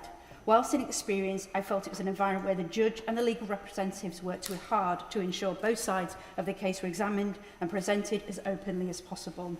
Fast forward some years later, and I found myself in a different situation. I was a victim, alongside a number of individuals, of direct harassment. In that case, the perpetrator wanted to proceed with a jury trial. They got that choice. The trial was postponed repeatedly and went forward after the third rescheduled date. Each time, more cost, more time on the public purse, and actually more stress for the victims. The delays were so extremely frustrating and meant justice, whatever the jury might be decided, was actually delayed for a long time. For those of us who were victims, it meant we were unable to move on, and that's what it's like for so many victims. I'd be grateful for the Minister can elaborate how victims will be supported by these changes. In the first trial, as a witness, I was cross-examined by the opposing counsel. In the second, I was cross-examined by the person that committed the crime against me. I could see the jurors were uncomfortable with this kind of approach to the perpetrator's line of questioning. So we should spare a thought about those jurors, people from across society doing really important job for the public serving on a jury. Many of them would have had to rearrange work commitments, lose money if they were self-employed, maybe catch up on work in the evenings, just to make justice happen. In my view, the defendant should not have been able to delay the case in the way they did, and those jurors should not have had to sit through a trial that could have been managed effectively with just a judge. Finally, spare a thought to taxpayers, including those in North West Leicestershire who have been in touch. I understand their concerns that they don't want to see the loss of a jury trial. They won't. We'll see a restriction of jury trials. They actually also, I think, should recognise that too many cases where perpetrators can choose to go for a jury trial is now simply being used by people to delay justice. And as we've already heard, justice delayed is justice denied, and victims deserve so much better. Dr. Marie Tiffon. Thank you, Madam Deputy Speaker. I rise to support this bill, particularly Clause 17, Jack and Paul's law, to finally repeal the presumption of contact in the family courts. The result of 11 years of campaigning by my incredible constituent Claire Throssell MBE in the gallery today following the tragic death of her beautiful sons Jack and Paul, killed in a house fire by their father, a known domestic abuser. Their dad lured Jack and his 9-year-old brother Paul into the attic with the promise of a train set, but started 14 fires around their family home, killing himself in the blaze. Their deaths happened during a 2-hour, court-ordered, unsupervised contact visit permitted by a family court and allowed to go ahead by Kafkas. The state failed Jack and Paul, Madam Deputy Speaker. It failed to put their well-being first after a decade of their father's abuse, neglect and coercive control towards them and their mother. This House must act today and vote through this bill to save the lives of a future generation of children by ending contact at any cost. The presumption of parental involvement is a legal principle in the 1989 Children's Act that means any parent, even those who are known domestic abusers, should always be given contact with their children. But the retention of presumption continues to be fatal. 68 children that we know of have died at the hands of known domestically abusive parents since Women's Aid started their research on this issue. This bill presents a life-changing opportunity to prevent such deaths and puts children's well-being at the heart of our family courts. Will the Honourable Lady give way? I will. Does she agree with me that it is absolutely crucial that we fund contact centres properly so that there are properly supervised options for courts to order? I do indeed. In combination with the provisions in the bill to effect structural reform, to stop criminals gaming the system and to triage trials effectively, such measures will embed a child and victim-centred approach in the court. I will. I thank her for giving way, and can I commend her on her exemplary campaigning on behalf of her constituent Claire Throssell. Does she agree that it is not right that rape victims are waiting 400 days to be heard? I do indeed agree with the Honourable Lady. When Jack and Paul died, Claire promised them that no more children should lose their lives like they did at the hands of an abusive parent. When I first met Claire, I told her if I was elected, I would do all I could to help her. That was in 2023. On the 11th anniversary of the boy's death, in October last year, I took Claire to number 10 Downing Street to meet the Prime Minister, the first Prime Minister to personally commit to fulfil Claire's promise to her beautiful boys. I ask this House to vote for this bill today so that we can collectively fulfil Claire's promise to her sons, Jack and Paul, so that children like Jack and Paul are listened to, not ignored, so that no more towns like mine are left to grieve. I urge this House to make this world a reality and support this bill. Bell Ribeiro-Addy. Thank you, Madam Deputy Speaker. Now, whilst there's lots to welcome in this bill, I fear it's been completely overshadowed by plans to restrict jury trials. This is not what victims are asking for. They need changes that are backed by evidence and will see genuine improvements to the criminal justice system. Jury trials are not what has led to the backlog, and these reforms won't reduce them. I have a close friend who is a survivor of rape. He was alarmed by this proposal, and after a 3.5-year wait for her trial, the delay made her suicidal. She desperately wants action on court backlogs, but opposes this and is outraged that her trauma and that of thousands of survivors is being used to justify what she sees as effectively as a court cost-cutting exercise. Learned friends will know that courts could be instructed to prioritise rape cases and have them heard in a set period of time, like 6 months. And just as my honourable and brave friend, the member for Warrington North, raised, where are the specialist courts? None of these things require legislation.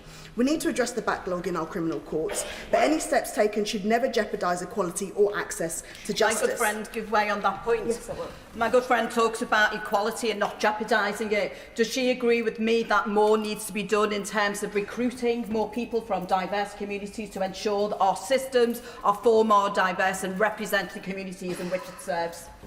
My honourable friend is absolutely right, and she will have heard many times in this chamber people talk about the lack of diversity in our judicial system. Now, last July I met with the Bar Council because when a sector has issues we should talk to the workers. They more often than not have the solutions. That, in my view, has always been the Labour way. They had a number of recommendations that should be considered. For example, remanding defendants who are awaiting trial should be conveniently located at a prison close to the court, because Serco, the company tasked with prisoner transportation, persistently fails to transport prisoners in good time, wasting the court's time and resulting in a new court date having to be set. So end privatisation there and bring prisoner transportation back in-house.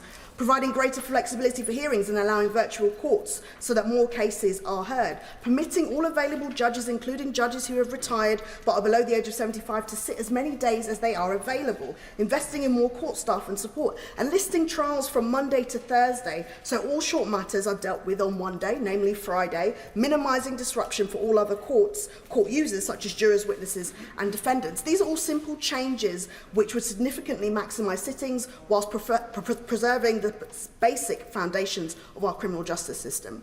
Madam Deputy Speaker, the wholesale change that we ought to be considering today should be the complete reversal of the austerity measures introduced by the coalition government, which led to this mess. But instead, this is being overshadowed by this particular proposal. And finally, Madam Deputy Speaker, racial bias in our criminal justice system is well documented, and any reforms should address this head on. But to conduct a post-legislative review on discrimination is deeply insulting to those communities that are impacted. This was our opportunity, as I said earlier, to fully implement the Lamy review, and instead we have a situation where there will be no automatic right to appeal, and where black women are 22% more likely to be convicted. To quote one of the brilliant lawyers who was protesting outside today, Ife Thompson, she said, "In a justice system that already produces racially discriminatory outcomes, removing juries means removing one of the few spaces where ordinary people and some real diversity exists in our courtrooms." Madam Deputy Speaker, we all have to have red lines, and racism in our justice system has ruined so many lives in our communities, and I cannot support this measure. And if it's not removed from the legislation, I will not be supporting this bill. And with the last speech from the backbench is Sarah Russell. Madam Deputy Speaker, and I draw attention to the fact that I am a solicitor with a current practicing certificate who has appeared before the tribunals historically. I want to speak very briefly today about the £1.3 billion maintenance backlog in our courts. We have heard that the Justice Secretary is going to commit £287 million to it. It is a very large sum of money, but it's not enough. I want to talk about the fact that we have seen legal aid rates that haven't gone up since 1997. The Justice Secretary is looking at increasing them very significantly, but unfortunately moving them from £40 an hour to £60 an hour, when in private practice most solicitors would expect to be billing about 5 times that to run their firms, is just not enough. When we look at how much these measures I'm afraid not. When we look at how much these measures will bring down the backlog in totality, it is simply not enough. When we look at the fact that from reporting a rape to actual trial is now on average 6 years, bringing down the backlog slightly by the end of next Parliament is just not enough. I have significant concerns about the restrictions on access to jury trials. Anyone who has read Baroness Harman's independent review into bullying, harassment and sexual harassment at the bar should have real concerns about the attitudes of some barristers towards women and ethnic minorities. Of course, not every barrister exhibits these traits, but they are a systematic problem. She talks about the fact that a recurrent theme in the submissions was that there is a tolerance of misconduct at the bar which is learned and passed down from generation to generation. I was told that some barristers, particularly men of the older generation, have no idea how outdated and offensive some of their views are, nor do they care about the impact of sharing those views on those who may be offended by them. I will. The Justice Secretary identifies that we have these problems, and he talks about the delivery of training to support people, to be brought into the 21st century in terms of racism and misogyny. Do you believe that those kind of training courses can work? So, thank you very much, my honourable friend, for the intervention.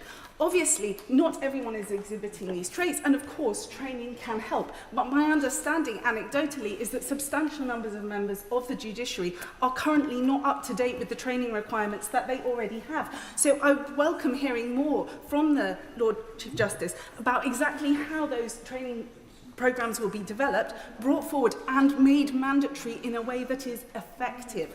I also have significant concerns, though, about what Baroness Harman has recommended in terms of talking about the importance of the Judicial Appointments Commission taking into account findings of misconduct when they are considering who to appoint as judges. It is astonishing that she has had to make a recommendation that this should actually be required. How has the Judicial Appointments Commission been operating to date? Madam Deputy Speaker, I stand here as someone who does not like to criticise the judiciary. I know that there are many very hard working members of the judiciary who have been operating in a very difficult environment for a very, very long time. We have to be honest about the fact that actually most of the rates I'm referring to were not put up by the new Labour government either. We have had cuts to the justice system now for 25 years, and that is why it is on its knees. And we can do things within the context of the current system that might make it somewhat better. But I go back to my original question. When rape trials are taking 6 years from arrest to prosecution, what are we going to do that actually wholesale changes that? And nothing that I have heard so far has convinced me that what we are going to do here today, whichever permeations we go with, is fundamentally going to transform those weights.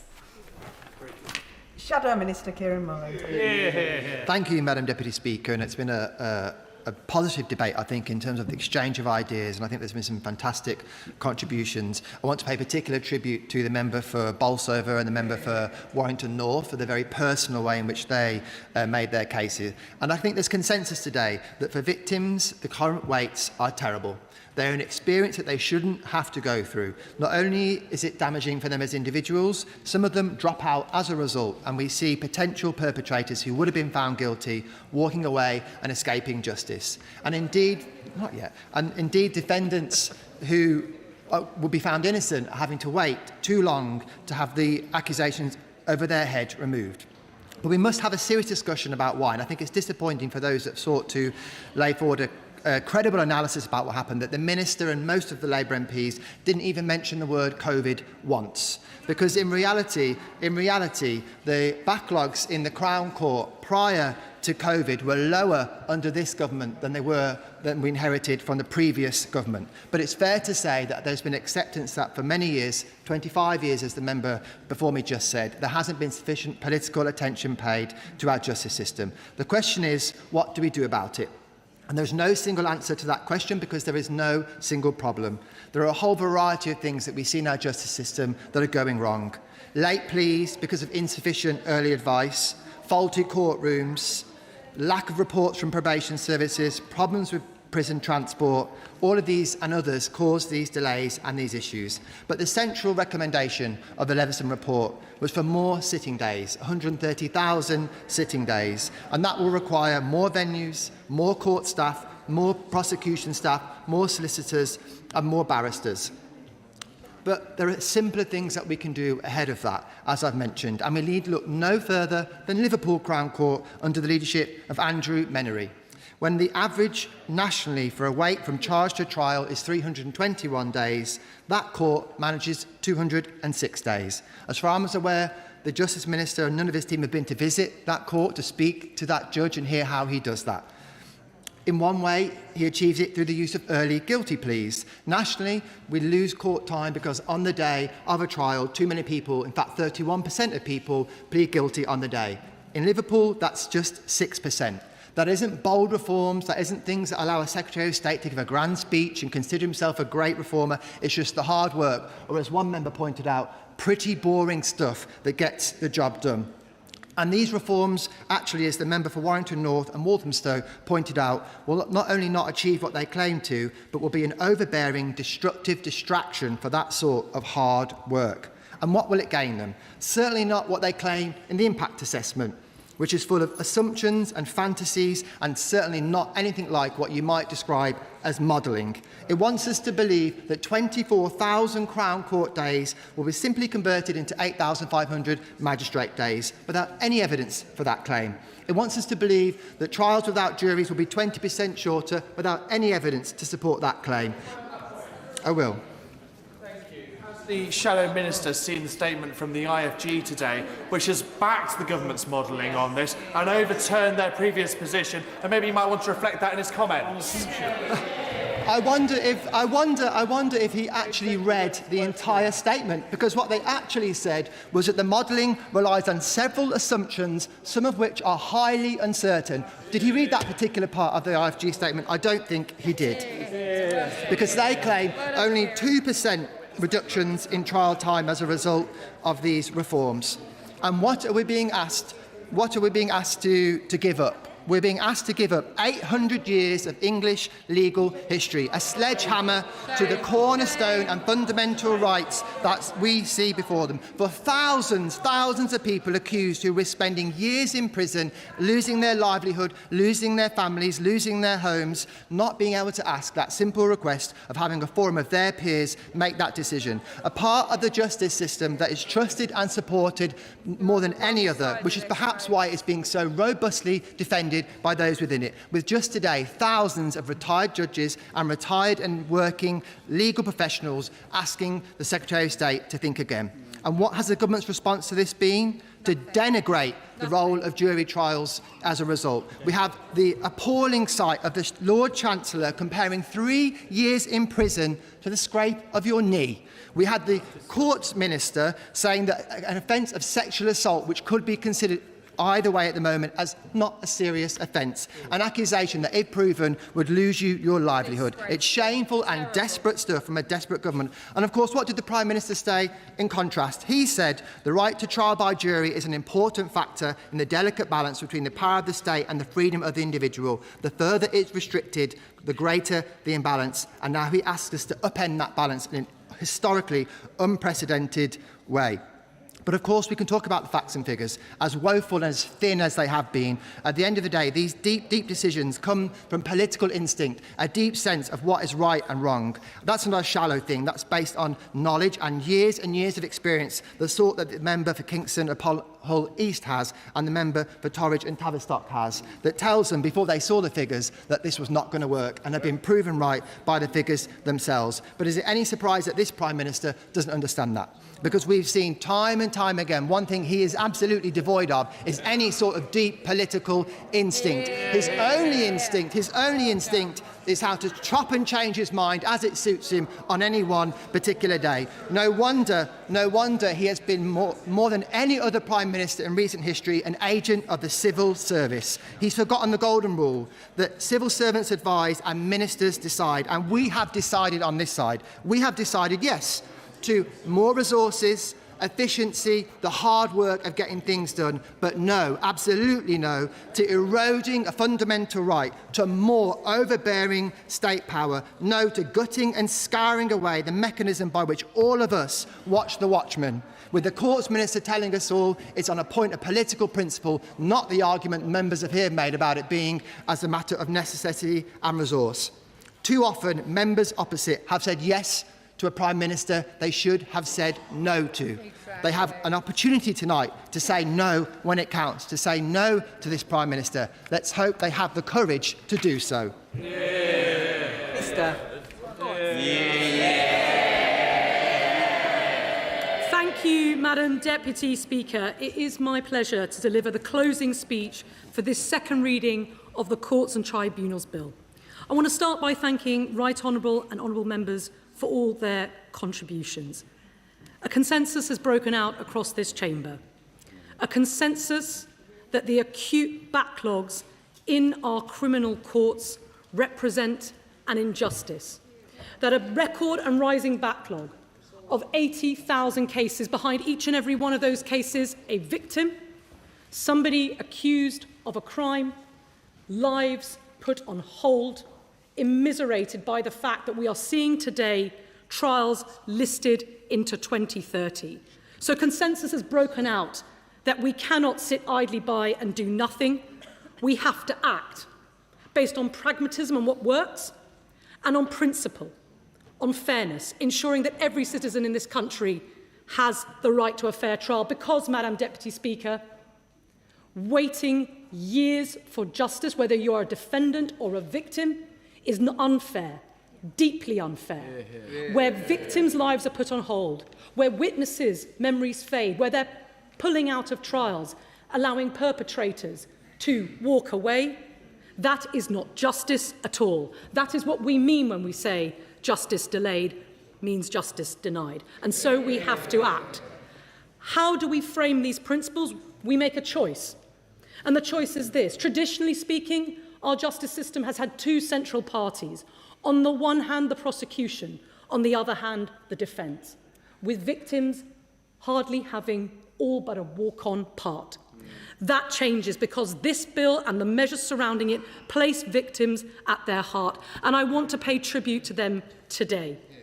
I think, again, consensus reigns in endorsing the fine speech of the member for Penistone and Stocksbridge as she paid tribute to her constituent, Claire Throssell, for her campaign, and the measure that will be brought forward in this bill to repeal the presumption of parental contact. We've heard powerful speeches from the members for Bolsover, Warrington North, North West Leicestershire, and their voices have added to the countless victims that I have met throughout this process who have implored me to act, to challenge the injustices in our court, the delays, and also the nature of the justice process, which means that so often it is they that feel put on trial. And it's why, as part of the reforms that we are bringing forward, we have centred victims, a package of over £500 million to support victims' services, announcements today of independent legal advisors for rape victims, changing the law on the rules of evidence, which mean that rape myths will be busted in our courts, and of course, as the Victims Commissioner has said, the need to address the delays. Now, we're being asked to vote on a reasoned amendment. A reasoned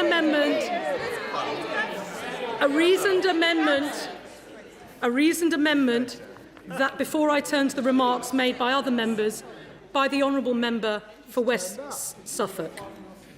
The reasoned amendment would drive... I'm afraid you haven't been here for the entire debate, so I'm not going to address those points. The member for West Suffolk puts forward a reasoned amendment. A reasoned amendment, honourable members, that would drive a coach and horses through this bill. Politics is about choices, and to govern is to choose. We know what choices those on the opposition benches would make about our justice system because it's writ large in how they gutted legal aid, how they shut criminal courts, how they capped sitting days. They have presented many criticisms, but one thing I haven't heard is an apology, nor have I heard an alternative plan for how we address our backlog. This government has brought forward a plan, and it is a plan built on three pillars, three levers which we choose to pull. The first, investment. Uncapping sitting days, removing the financial constraint on how much our courts can sit. Record investment in criminal legal aid. And I've heard the important contributions for the members from Hornsey and Fry and Barnet, Mid-Dorset, Chichester and Congleton about how we need to look at the question of the availability of legal aid because, of course, access to justice is vitally important.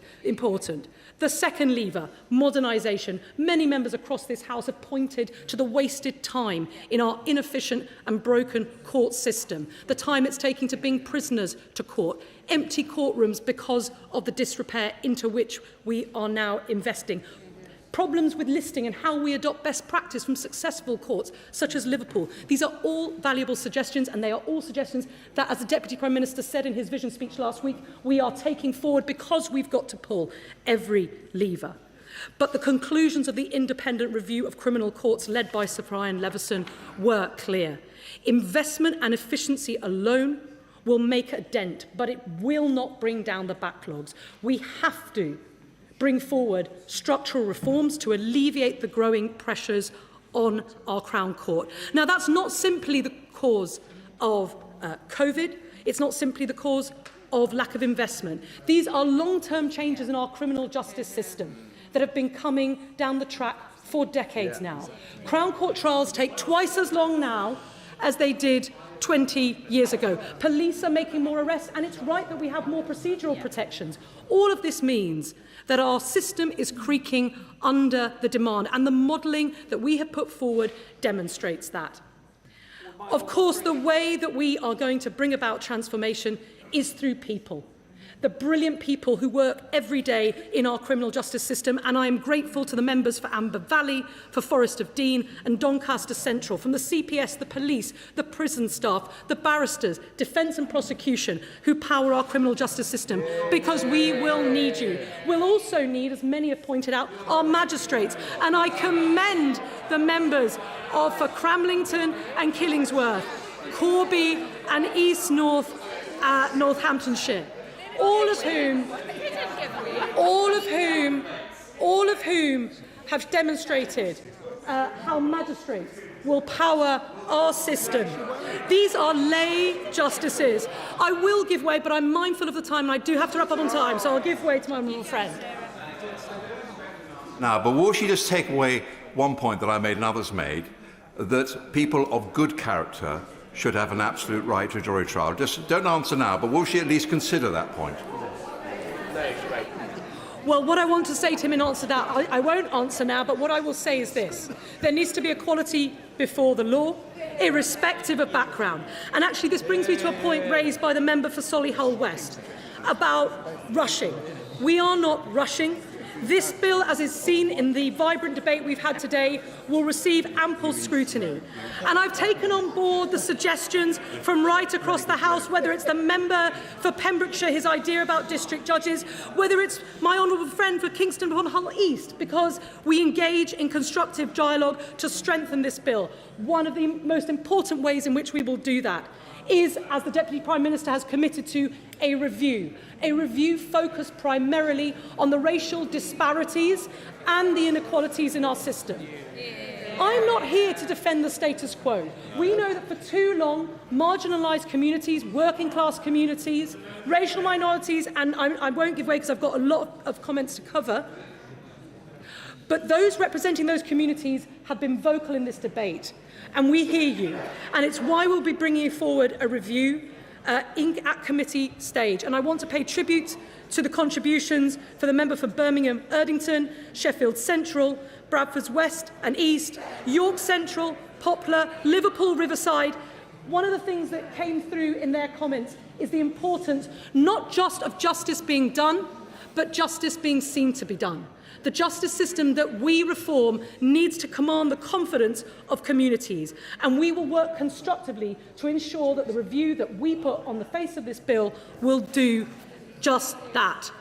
But I return to the central theme, the need to act. For too long, those on the benches opposite were prepared to sit idly by while they presided over a crisis in our prisons, a crisis in probation, and now a crisis in our courts. We've heard it loud and clear from the members for Folkestone, South Dorset, Chatham, Monmouthshire, Wolverhampton West and Hammersmith that there is a necessity to this.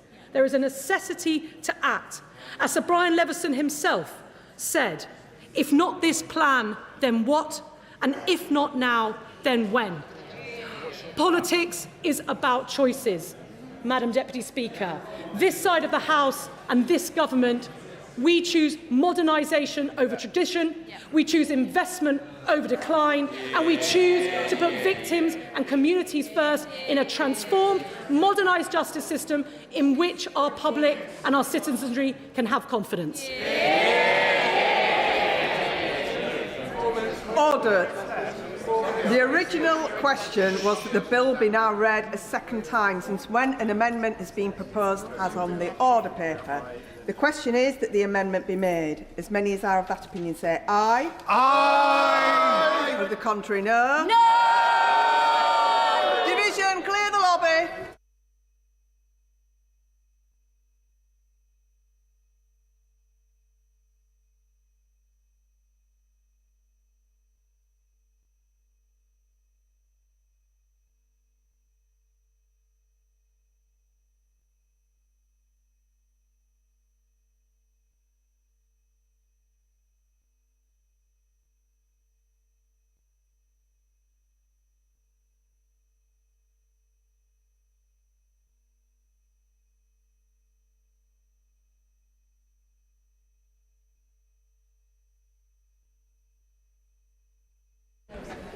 The question is as on the order paper. As many as are of that opinion say aye. Aye. Of the contrary, no. No! Tellers for the ayes, David Reid, Lincoln Jott. Tellers for the noes, Imogen Walker, Stephen Morgan.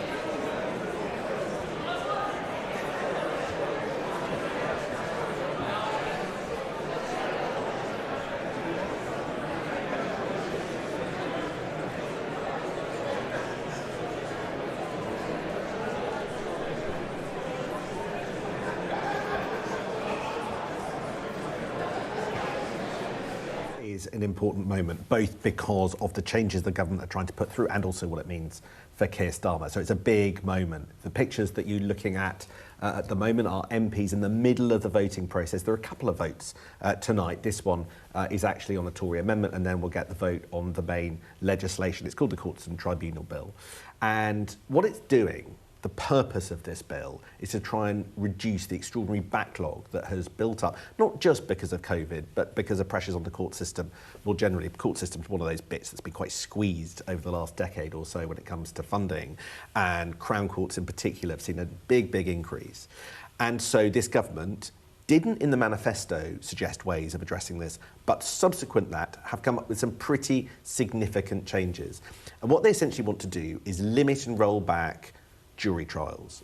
David Lammy, the Deputy Prime Minister, the Justice Secretary, has been spearheading these plans, and essentially what it would do is increase the number of trials that could be heard by magistrates, limit the ability of offenders to choose to be heard, have their case heard in a Crown Court with a jury, introduce a new type of court that would be just a single judge sitting to oversee some of the cases, and also limit defendants' right to appeal if they're unhappy with a magistrate's conclusion. So those are the most contentious bits. And what the government claim is that this will dramatically reduce the number of days that need to be sat in courts and thereby reduce the backlog. But there's a huge backlash. And the consequence for that, the whole legal profession, so much the legal profession have come out against this, and potentially a critical number of Keir Starmer's own MPs. So what we're really looking for tonight is the size of a rebellion. And that leads me to the second reason why we're focusing a lot on this evening, why this is a really important moment. And that's because, as I think any viewer of this programme knows, Keir Starmer's actually ended up in a bit of a rut politically. But the particular reason is there's a question about whether he can get difficult stuff through the Commons. And since all of that flared up with last year's welfare vote and other things in the Commons actually connected to something we're about to talk about, Peter Mandelson, it's been a question, can he do difficult stuff? Despite that huge majority that he was elected on in the summer of 2024, has he got enough of his own troops on his own side? So this is a test of political strength. Now, ultimately, Ali, I don't want to spoil your excitement, but in the end, a complicated picture is likely to emerge where some Labour rebels vote against this bill, some abstain.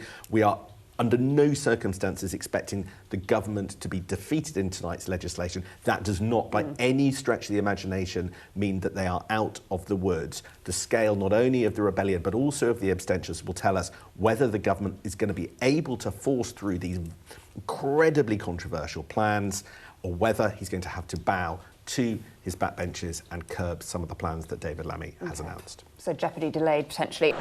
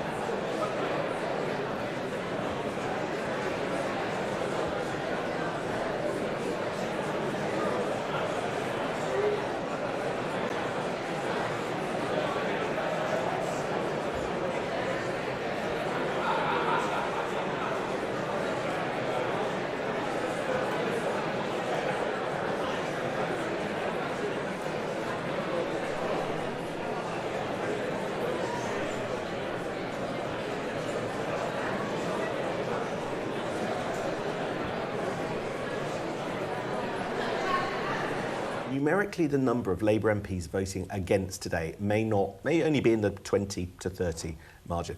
I'm not saying that this rebellion isn't serious and serious enough to defeat the government should they choose to do so. We're simply in a game of tactics about how best rebels combined with opposition MPs, which tactic they will use in order to defeat and make the government pull back from these plans on jury trials. Because a little bit later down the parliamentary process, you can always pick off individual elements of a larger piece of legislation. And I think that's what they're planning to do. Look, I think this is a very emotive issue. The fact for Labour that it wasn't in the manifesto makes it all that much harder. Keir Starmer has got behind the case that David Lammy has made, that this is a necessary change to make in order to basically reduce the backlog. The issue is it's not quite clear that the evidence base is as robust as ministers might portray. I've been going through the government's own evidence, what's known as an impact assessment. In some of the government documentation does make clear that further work is wanted but not delivered. There are questions about whether magistrates actually deliver fair verdicts. 40% of magistrates' cases taken to appeal are partially or totally overturned. 4 out of 10 magistrates' verdicts that are appealed are thrown out. That's quite a statistic, and we want more magistrates' courses, more magistrates hearing cases. So that's quite an important statistic. But then we get to the question of what do the public think? Are the public broadly behind this, even if it wasn't in the manifesto? And I want you to look at the screen now behind me. I might just jump up and take you through a little bit of polling that we've got. So, with 203. The noes to the left were 311. So the noes have it. The noes have it. Unlocked. Over a majority of 170, I think. The question is that the bill be now read a second time. As many as are of that opinion say aye. Aye. Of the contrary, no. No. Division, clear the lobby.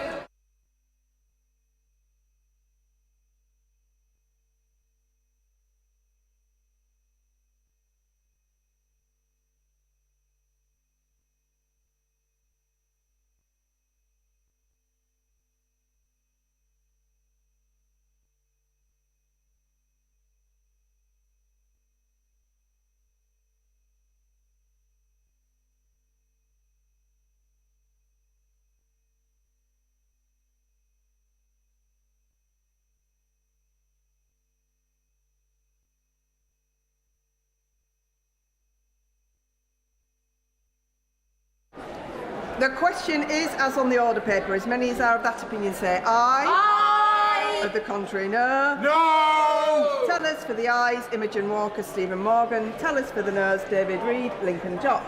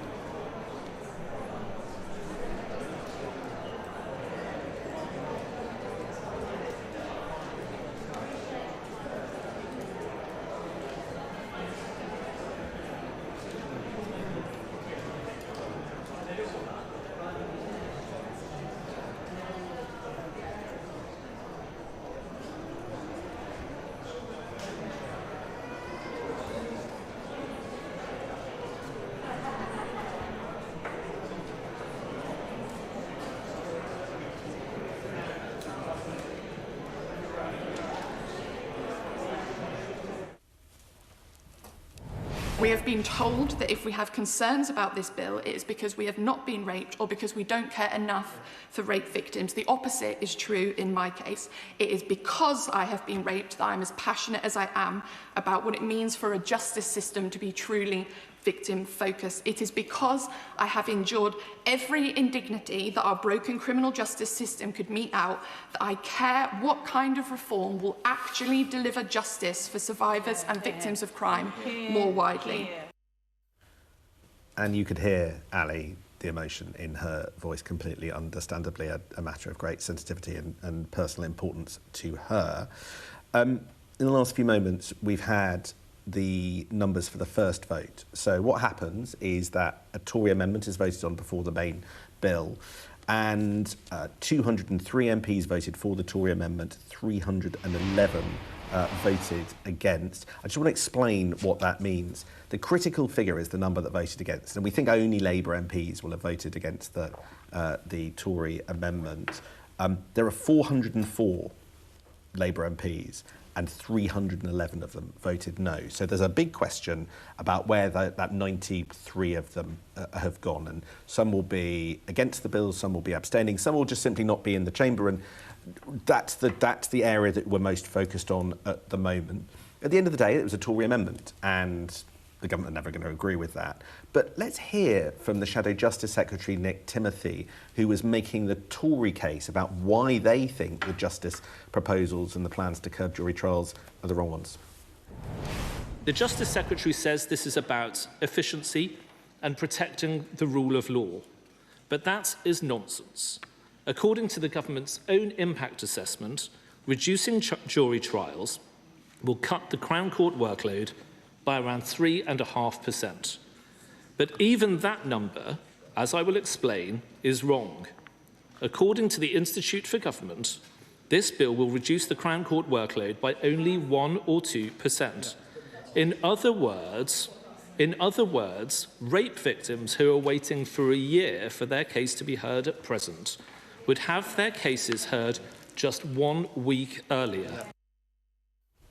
So the relatively new Shadow Justice Secretary, Nick Timothy, there, questioning the government's plans on the basis, essentially, of will they work? And there is some evidence in the government documents, as I was saying earlier, to suggest that the evidence base that the government have used is not the most robust. Look, we've got about 5 minutes to wait to find how the rebellion is doing. I can tell you, the figure that you just saw on screen, Nick Timothy, well, I think he is working together with rebel Labour MPs to work out the best tactics to try and stop these changes taking place. I know for a fact meetings have taken place with Nick Timothy and leading rebels and the opposition chief whip to game exactly how to defeat the government.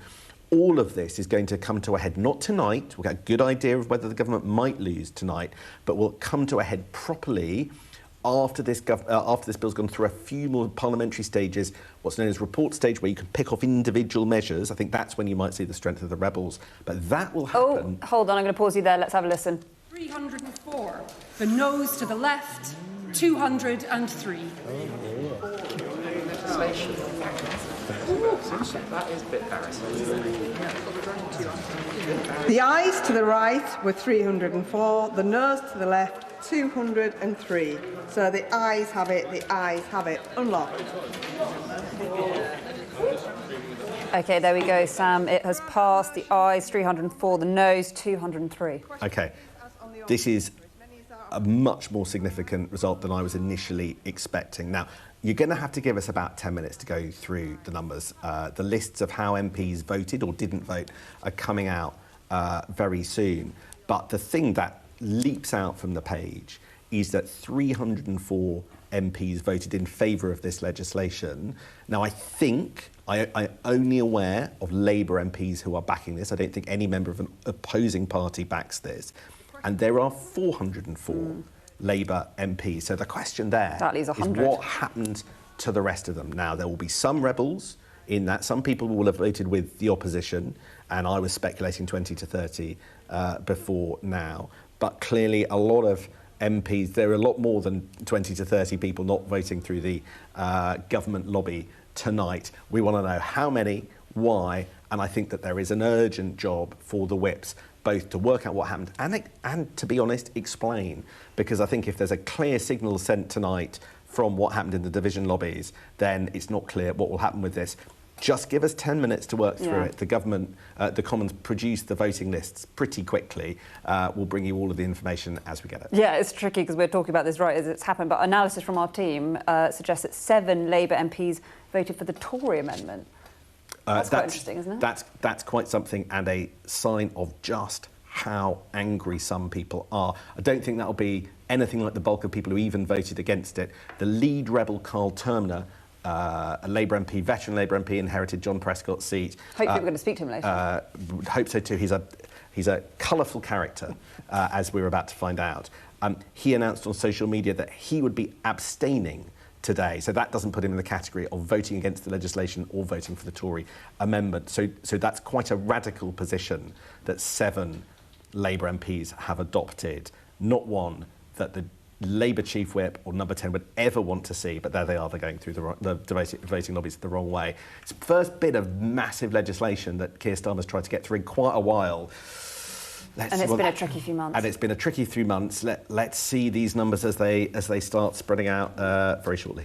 OK, Sam, thank you so much. And our panel will come back to all of you very shortly. Well, we should say the Royal Navy destroyer HMS Dragon has today left port in the UK to head to the Eastern Mediterranean to bolster British defences in the region. The Navy said she had undergone 6 weeks' work in just 6 days, but the Dragon's progress has become symbolic for opponents of the government's response to the crisis.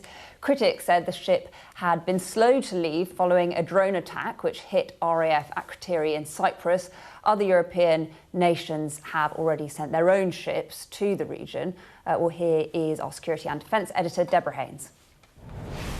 HMS Dragon has finally left Portsmouth a week after the Prime Minister announced that the UK would be sending a Type 45 destroyer to the Eastern Mediterranean to bolster defences of the sovereign bases in Cyprus and also of British interests across the Gulf. There's been a lot of criticism of the government as to why they didn't deploy one of these warships before the fighting started, given that they did forward deploy fighter jets to Cyprus, additional ones, and also to Qatar.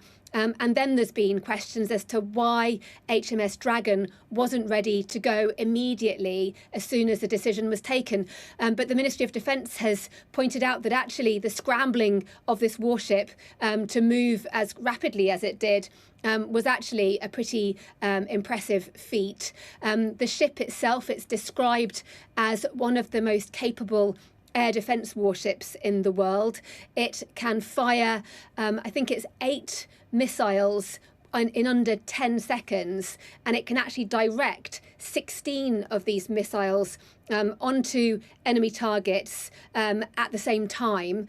The Royal Navy says that it is actually capable of defending an area 5 times the size of Cyprus, which I'm sure will be a relief for people there once the ship finally arrives. It's going to take about 5 days to get to the region. And of course, there are questions as to whether the war will still be going on by then. We've also heard today that a support ship called RFA Lyme Bay, which is off Gibraltar at the moment, that's being put on heightened readiness to deploy as well. That too, if the decision is taken to send it, could be sent to the Eastern Mediterranean, and it would be able to provide an option to help with evacuation operations, for example, should the situation in Lebanon deteriorate further. Now, that's just speculating. The support ship would have to most likely operate alongside HMS Dragon because it would need a warship to be able to protect it in hostile locations. And then finally, activity from the UK. We've been seeing B-1 bombers, American bombers, taking off from RAF Fairford in Gloucestershire today, and that comes after Pete Hegseth, the US Secretary of War, told a press conference that today is going to be the most intense day of the campaign of the operation in Iran. Obviously, we don't know the destination of these B-1 bombers, but we do know that the UK did belatedly give permission to the US to use RAF bases to launch bombing raids into Iran, provided they are defensive operations going against Iran's ballistic missile capabilities. We'll return to the conflict in a moment, but first, Sam, we're getting a bit more information. We've been talking about the Courts and Tribunals bills passed in Parliament, but there have been quite a lot of Labour abstentions. That's right. So we've got the detailed breakdown for the Tory amendment. So to decode that, this is where hardcore rebels on the Labour side shows how they will be behaving. 7 Labour MPs, as we said, voted for the Tory amendment. Now, I looked at their names. They're all on the left. They're the John McDonnells. They're the Richard Bergens. So they are, I think, Danny Street would say, the usual suspects. What is not usual is just how many Labour MPs appear to have abstained. 86 Labour MPs didn't vote. Now, again, we're at the really early stages of this, and there are 2 reasons why a Labour MP might not vote. One, because they can't, because they're busy, they're doing something else. It doesn't seem like the Labour whips are pushing people particularly hard to be there, but also conscientious objectors. People like Carl Turner, the lead rebel, who are deliberately abstaining, were telling people to abstain. And that number, I mean, it's bigger than I expected. We'll try and get a sense of which are in the first category, which the Whips won't be too worried about, because they never thought they were going to lose today's vote, and which are in the second category, which they will worry about. Those people will be objecting in large part to the retrenchment of jury trials and could come back and vote against the government when they're just voting on individual measures. If that is a substantial figure in the 50-60 region, then this legislation looks like it's really, really going to struggle to get through, particularly as the next bit of the fight, Ali, will take place after the May elections, when quite possibly, if the government don't win, Labour don't win in Scotland, Labour lose in Wales and have a drubbing all around the country, they will be in a politically weaker position, at which point Labour MPs were like, why are we doing this difficult stuff? The government may not be able to muster quite so much as it can today to get stuff through. I mean, that figure, the 86 Labour MPs, did slightly make took my breath away, but let's see how this shakes down. Yeah, as you say, significant number, still a lot to work out, but really, really interesting.